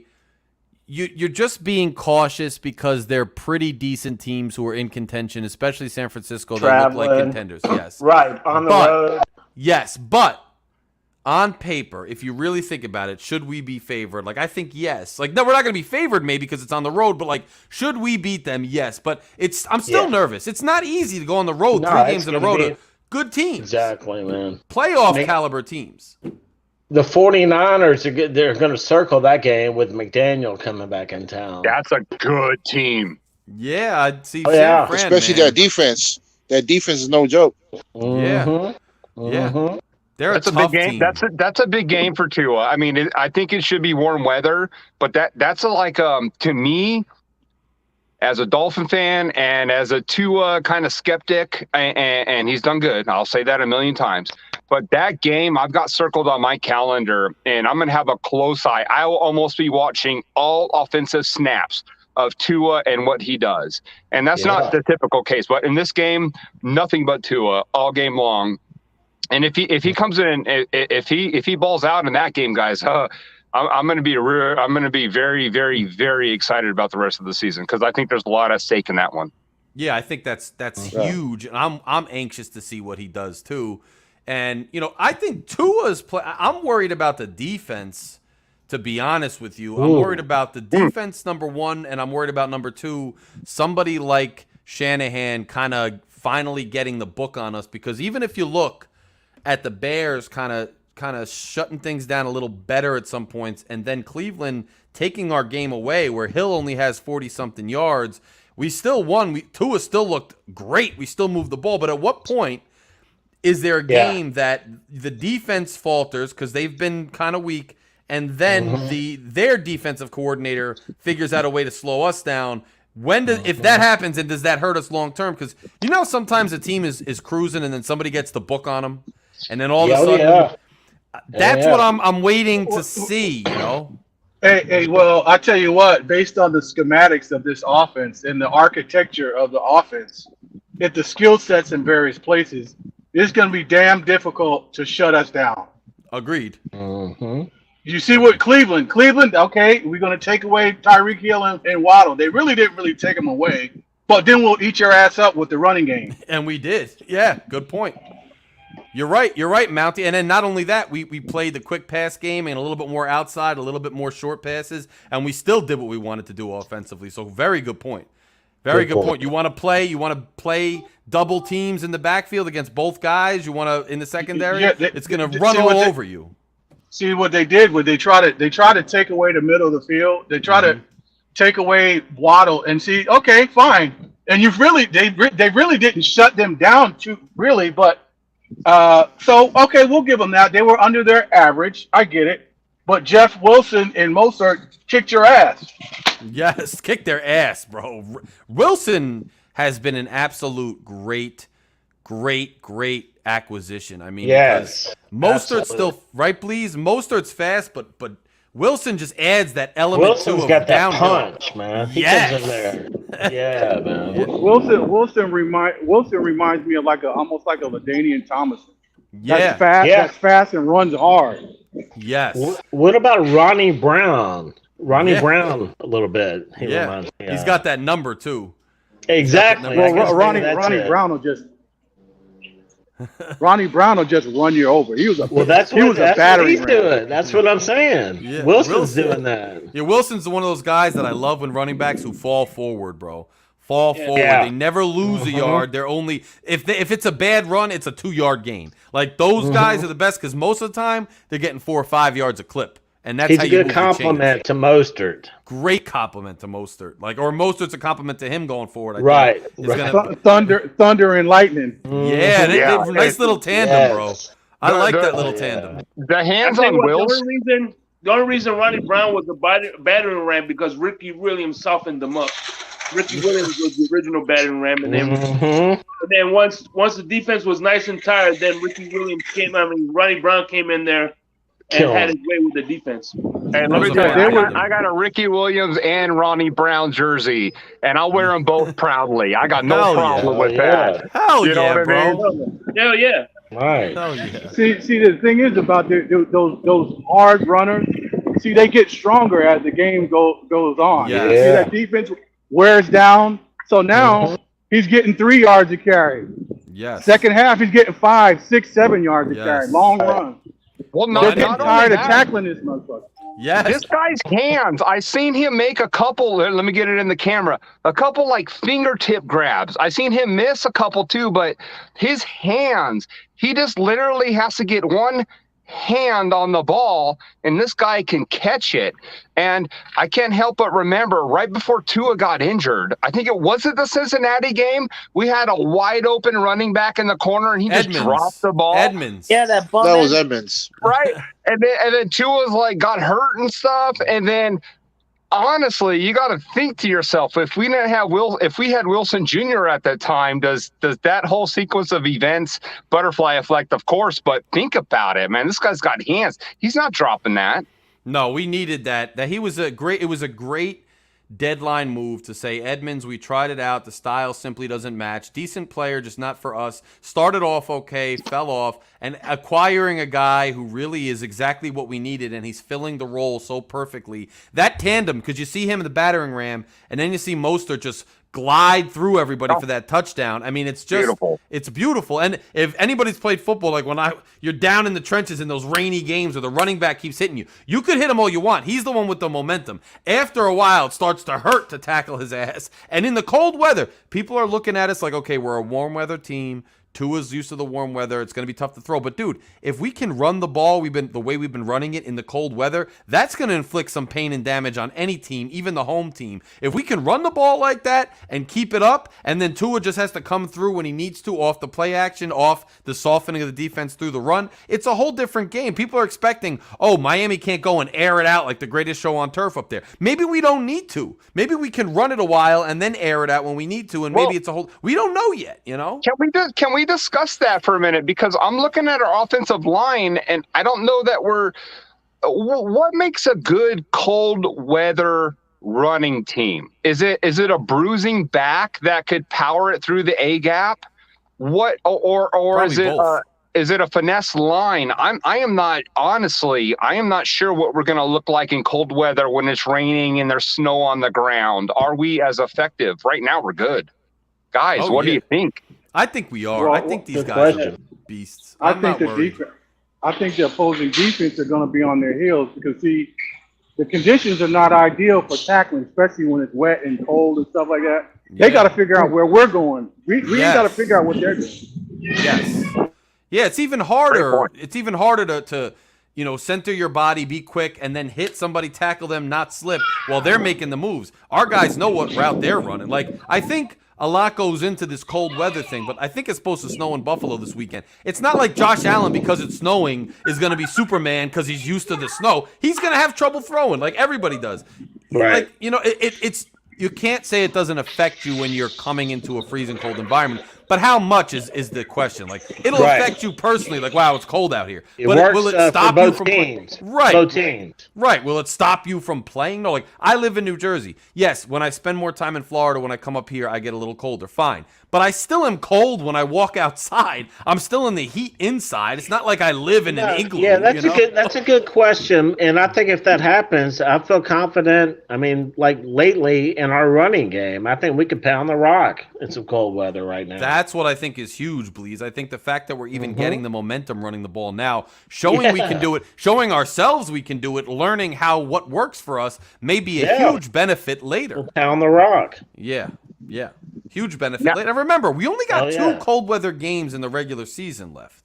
All we got is New England, which isn't a great team, and then Buffalo, which is the toughest game we got left probably. That's it. I mean, playoffs is another story, but that's it. Yeah. That's what I'm saying, Larry. Like, playoffs is completely different. If we got this schedule, I think with the Buffalo loss, which hallelujah, holy crap, man! I was just smiling. I was dancing in my living room. I was doing all these crazy things. Greg, Greg's still dancing. Yeah, it was really exciting. But if we can take the division, then cold weather, then we really do only have 2 cold weather games this year. But if you don't take the division, there's still 3 wild card spots you can take just to make it into the playoffs. Right, but we might have to travel in the cold weather, he's saying. Right, we'll travel. Okay. Hey, guys, let me ask you this question, and I'm going to be completely objective. What, especially given right now, the way Tua is playing right now, what makes Josh Allen better than him? Right now, I don't see anything that makes him except his physical running ability. Okay, see, now he's done it for. I think he can just run. I think he can run. He's durable with the. But if you put him up against Josh Allen right now, what makes, other than probably his arm strength, and he's a runner, but I mean, you want your quarterback to throw the ball more than he runs. Yes. So I mean, his efficiency is way better than Josh Allen. Period. Hands down. Yeah, I agree with that. Like Josh Allen's got God, like he gets a little undisciplined in his passes and he throws a lot of interceptions. Yes. Well, you see, Monty, the quarterback, like everybody knows the quarterback is the most dependent position. He depends on his weapons, right? And I think Josh Allen sometimes doesn't depend on his weapons. He's just taking it into his own hands and just start running. And I think that's Josh Allen running, I think that's one of the problems. One of the problems with his game? You think it throws him off? You think it's one of the problems with his game. Yeah. I think in cold that's water, why he's hurt right now. That's why he's hurt right now. That is why. I think in cold weather it could be an asset to run though, because you can just take off, and he's not a Kyler Murray. He's like a big lumbering dude. He can fight for like 5 tough yards in the cold. That's gonna help them. But I agree with you, Mountie. Like right now, bro, I'm not looking at Allen versus Tua and taking Allen right now. And I know it sounds crazy, but look at the way they've both been playing. Look at them throwing the ball, their stats. I'm taking Tua right now. Now, we'll see when it's in the cold. We'll see during this road stretch. We'll see. But as of right now today, I'm taking Tua over Allen. I am. I think. Go ahead, Shake. Go ahead, Shake. No. Oh, hey, well, that impressed me about Tua this weekend was the fact that he could have had easily 3 games with back-to-back 300 passing yards. But being that the game was well in hand, he said, you know what? Let me get out this game so I can preserve my health. And he put the team in front of his stats and said, you know what? No, that's the beauty of the offense, Shake. Pick your poison. How do you want to die? Yeah. But that's beautiful though, man. He didn't want us. He didn't say, let me get my 300 passing yards. No, he said, you know what? I had enough. You know what? Let me preserve myself because we have a long season ahead of us, bro. Guys, hold on. Let John. Sorry, go ahead, Larry. Go ahead. Sorry. I'm talking to you. Hey. What is going on here?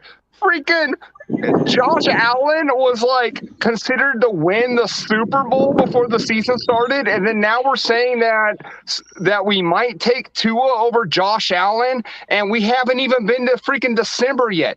Guys, we are starved for a championship around here, but we have got to hone this in a little bit, and we've got to make this team prove it to us. We cannot grant them the saviors of the land yet. They are not. They have done really, frankly, nothing until they win a playoff game. So this is all great, and it's really fun to root for, and there's a lot of hope for the season. But guys, we got a long way to go here. And we need to hold this team accountable, because I cannot go through another depressing season and just be all fucked up. Yeah, pardon my French. I'm sorry, guys. But I can't do this. So please, right. I mean, are we all really this confident? I mean, we're talking so highly of Tua. I mean, over Josh Allen? It's not Tua over Josh Allen. It's the team that we're talking about. It's the team aspect. Well, last I checked, any one player is not a catalyst for a Super Bowl. So it takes a team. Yeah, Josh Allen, he's good. He's got a lot of physical talent. However, he's not who he is without Diggs. He's not who he is without his people around him. So Tua, yeah, he's utilizing his weapons around him. Look at that throw that he made to Trent Sherfield in the back corner of the fucking end zone. That was an absolute dime. Oh, it was scary. Yeah. And not only that, Money Fins, not only that, if you look at the numbers, he spread the ball around really well. Right. Everybody had touches on the ball. Doesn't Josh Allen do that? Joe, let me put this perspective on you. In the early 90s, when the Buffalo Bills used to beat our ass with Dan Marino, would you say that it was because of who's the quarterback? Jim Kelly. Jim Kelly was a better quarterback than Dan Marino. We know the Dolphins had the better quarterback. We had the better coach, but unfortunately, the Bills had the better team, and they kicked our ass. I think this year it's the opposite. They may have the better quarterback as of now. I'm not saying, you know what I'm saying, but at the end of the day, right. I understand. And that's a great analogy, Shake. I appreciate that, man. Yeah, that's a good point to make. Yeah, it's a good point. And think about this, though. Allen has superior athleticism as like a pure athlete, a physical specimen. But let's face it, Tua right now, this is his first year actually in a system with the weapons and with the coach that actually makes sense for him. This is his first year of growth. We don't know how he's going to do down the stretch. Josh Allen, we've seen him 2 years now with a good team, really good, and faltered down the stretch. So I'm not saying I'm taking it yet, but I'm saying Allen has shown us that he struggles down the stretch. He's doing it again. He could come back and win the Super Bowl. But as of right now, he's not looking like a world beater. He's not Mahomes. He's not Mahomes. Hey, let me tell you something. When you lose a really good offensive coordinator, that'll do damage to a football team. Right. I've seen it happen. I've seen it happen with my college team, and they lost Dayball. That his replacement. And I know a lot. I love Dorsey and all that, but that may be a step down. That's a great point too. Damn. And another good point of that too is I used to always say that Brady was like a system quarterback because I hated him. This and that. He leaves. I know he had a lot of weapons with him in Tampa, but he wins a Super Bowl. It's hard to win a Super Bowl no matter how many weapons. He leaves the first year he wins a Super Bowl, goes back to the playoffs to the NFC Championship game, and Belichick hasn't been that great at all. Opposite with Buffalo. Dayball goes to New York. No one thinks anything's going to happen in New York. New York's like one of the best teams in the NFC. They've lost 2 games. And Dayball obviously had a lot to do with the success in Buffalo. Right. And good point. It's hurting them, Bleeze. Good point. And Ken Dorsey's over here slamming iPads all over the place.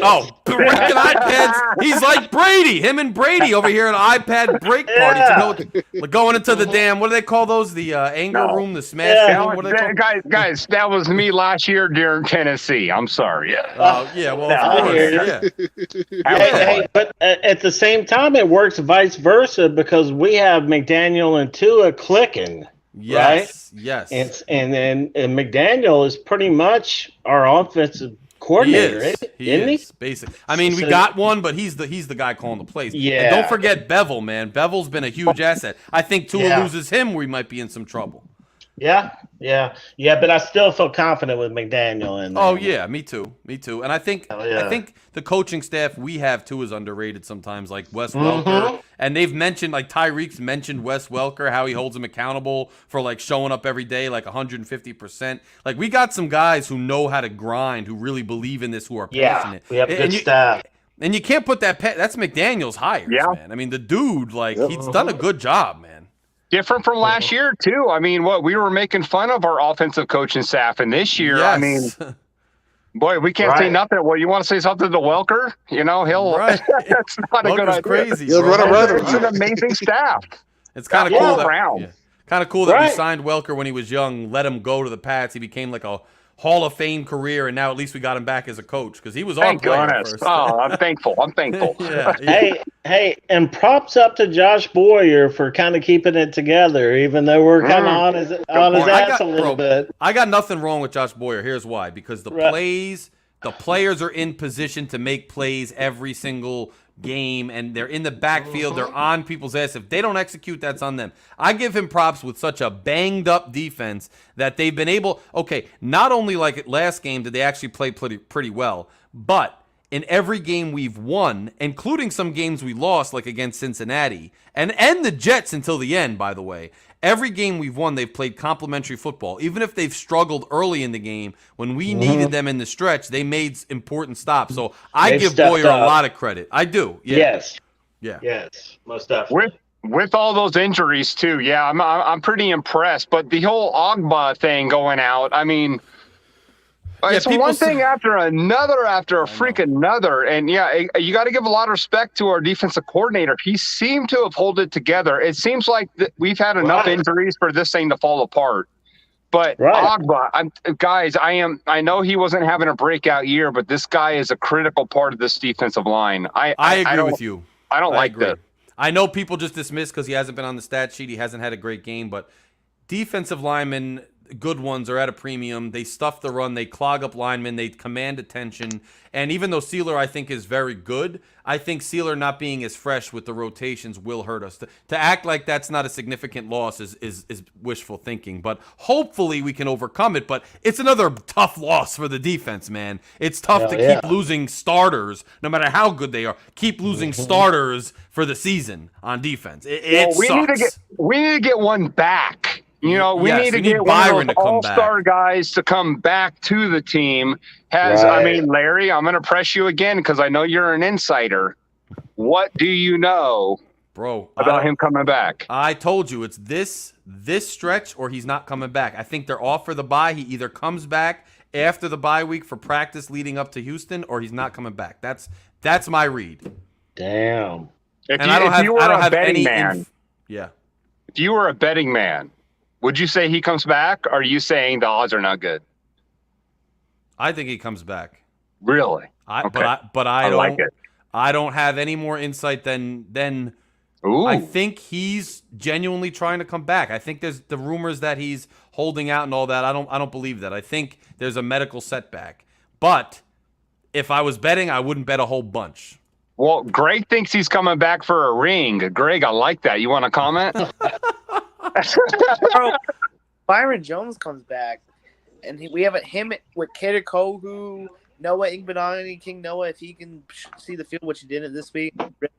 But if Byron comes back, Chubb, if Byron comes back, we can win the Super Bowl because Byron. I saw something on Twitter today. If Byron Jones is on the field, Xavier Howard would have interceptions because of the Pro Bowl voting now.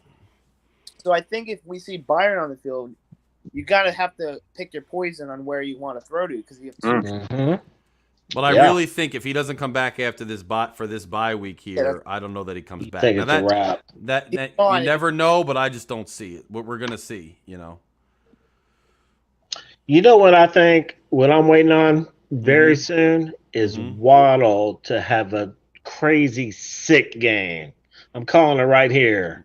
You think Waddle's just gonna have another beast game? You think he's gonna go crazy? Waddle's going to go nuts for about 250, 280 one game. Damn. I like it. Against Houston? Yeah, before the end of the year, you heard it. You heard it here first. I like it, please. I like it. Damn, Waddle is that going to puts go Tua at nuts. 250 automatically. That's pretty good. He's like going to it. put up. It'll be all purpose. You know, he'll be doing some end arounds. You never know what happened, man. But 280 plus all purpose for Waddle by the end of the year. I like it. I want to see 280. I like it. That's crazy. But I could see it, bro. I could see it. I do think there's a lot more in the tank. I think Tyreek's going to go off again, too. I think he's still going to try to gun for that 2,000 yards. He took a little setback last week. It was the first time, but I think he's still going to go for that. Well, we're going to see how defenses play us. That guy's been a difference maker this year. I've really thought about it, and the attitude and the way he gets up after hits. And I don't think he's an eye guy. He does like his stats, but at the same time, he's a team guy. No, he's a team guy. That's why, I think I agree with you, John. I think from what I've seen behind the scenes and just like chatter and things and just seeing the team and how they interact with each other, this dude is not a diva wide receiver. Like, he's not only a superstar player, he's a leader. He's a leader. Like, he's a good cultural influence on the team. He was, I think, a big boost in more ways than one. A big cultural lift. He could be the Super Bowl move that we didn't realize. That guy. And he's a Super Bowl player. I mean, so he's really done is. it. He's won at a high level. But that's what I say about the cold weather, too. He's played in the cold weather. Like, just because Tua's a warmer weather player doesn't mean the whole team has never seen the cold. Like, this dude played in KC deep into the playoffs. Like, you know, not everybody is, just because they've been spending time in Florida, can't play in the cold. Well, some guys grow up playing in the snow. I grew up playing in the snow. It's like some guys didn't grow up down south, just because they're on the Dolphins. Larry, though, look, I'm out in the cold right now. Like, I'm sacrificing lamb and my fingers and everything else to come on this podcast, right? But my fingers are freezing and they're tightening up like a MFer, Yes. So I wonder, honestly, I do wonder about Tua and his grip on that ball in cold weather. Is this cold weather an influence on his grip? Because right now I'm tight, guys. I'm tight, and I'm not like this in cold and warm weather. So, well, I think that they got heaters too. You got to think they got heaters in their pocket, the little heating pads like I use when I play golf in the cold. It's not ideal. They got heaters in there, really? Yeah, no, they got little. There's heating pads. Hand warmers. Yeah. Okay. Yeah. Really? I didn't know that was. That's awesome to hear. I think it is. I think they have them. Okay. Don't they? I don't know. Was it this offseason that Tua went to Alaska and he practiced for cold weather games? I think it was Maryland. Was it this offseason? I don't think it was Alaska. That would have been. I'm going to the Yukon. It was Maryland. That tells you something, it was Maryland because remember his brother. Alaska, Maryland. I think it's just one of those things that we just got to wait and see, because unless we see it, we don't really know what to expect. Well, it tightens you up, man. Your tendons, everything about you. Yes, the cold weather changes your body. It does. And, I mean, it's a concern. It really is. I swear, guys. It is, I'm not Hey, a hater, man. hey, I love Larry, the guy. real quick, guys. Hey, Larry, thanks for having me up here, man. I got to bounce, but you fellas have a good night. Thank you. You too, Hey, brother. Shake Mauso, y'all be good. brother. Blizzy, Mauso. Hey, Come back on, man. Come back on, brother. Before you go, right on. hey, I just want one favor, man. You know what that is, right? Come on. You want me to say his name? Yes, please.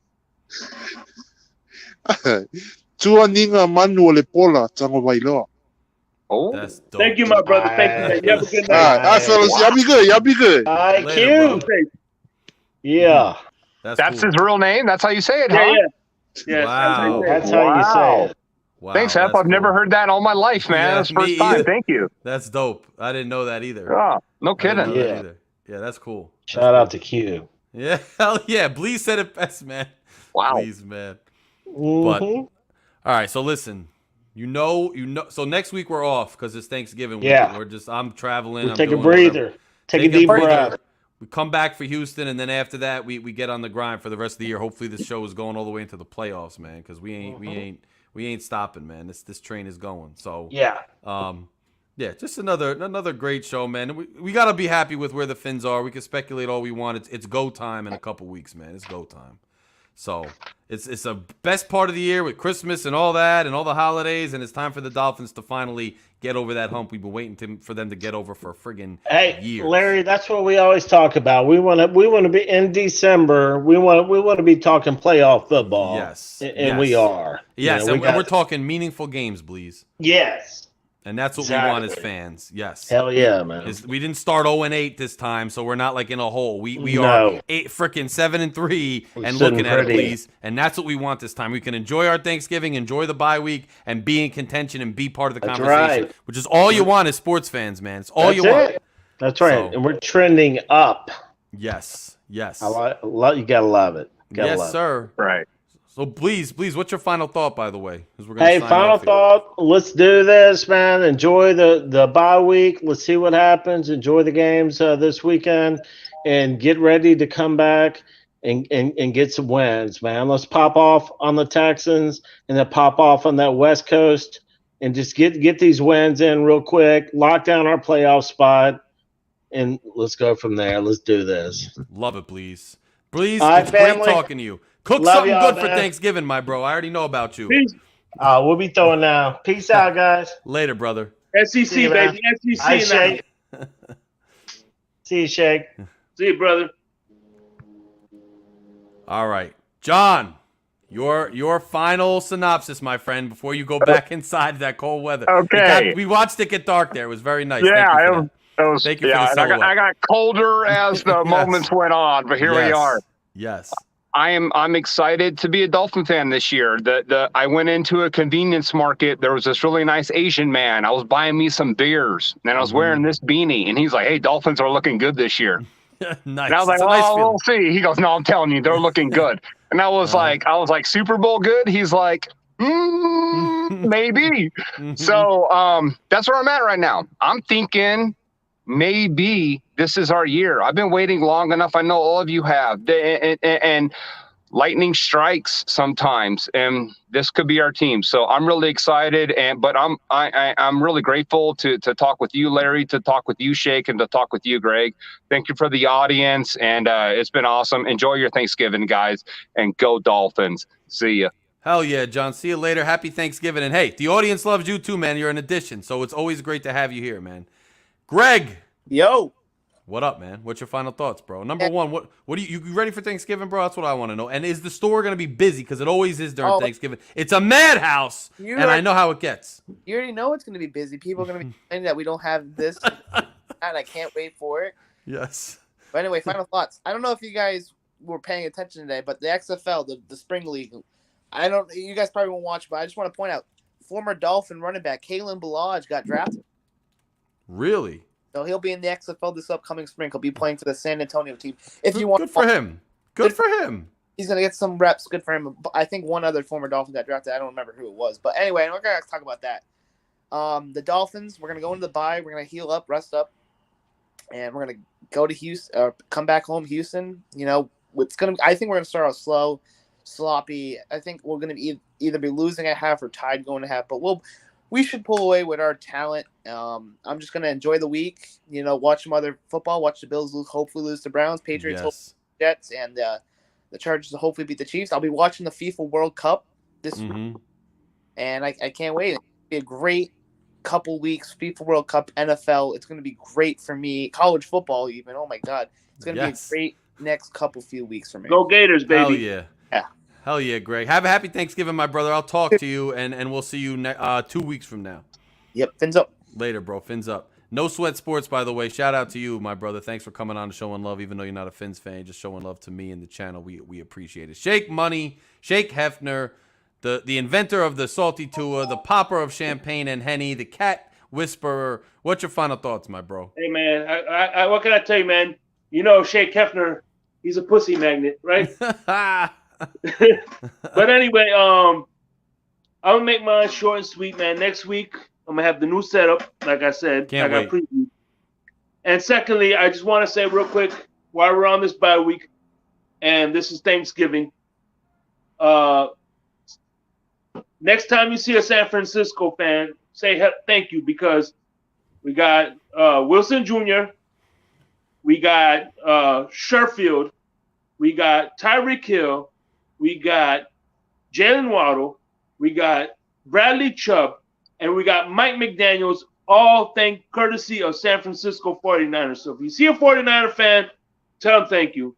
And stay classy, everybody, man. Hey, fins up. Happy Thanksgiving. We'll see you after the bye week. Yes, Be sir. safe, my brother. Love you, Shake. See you later, my brother.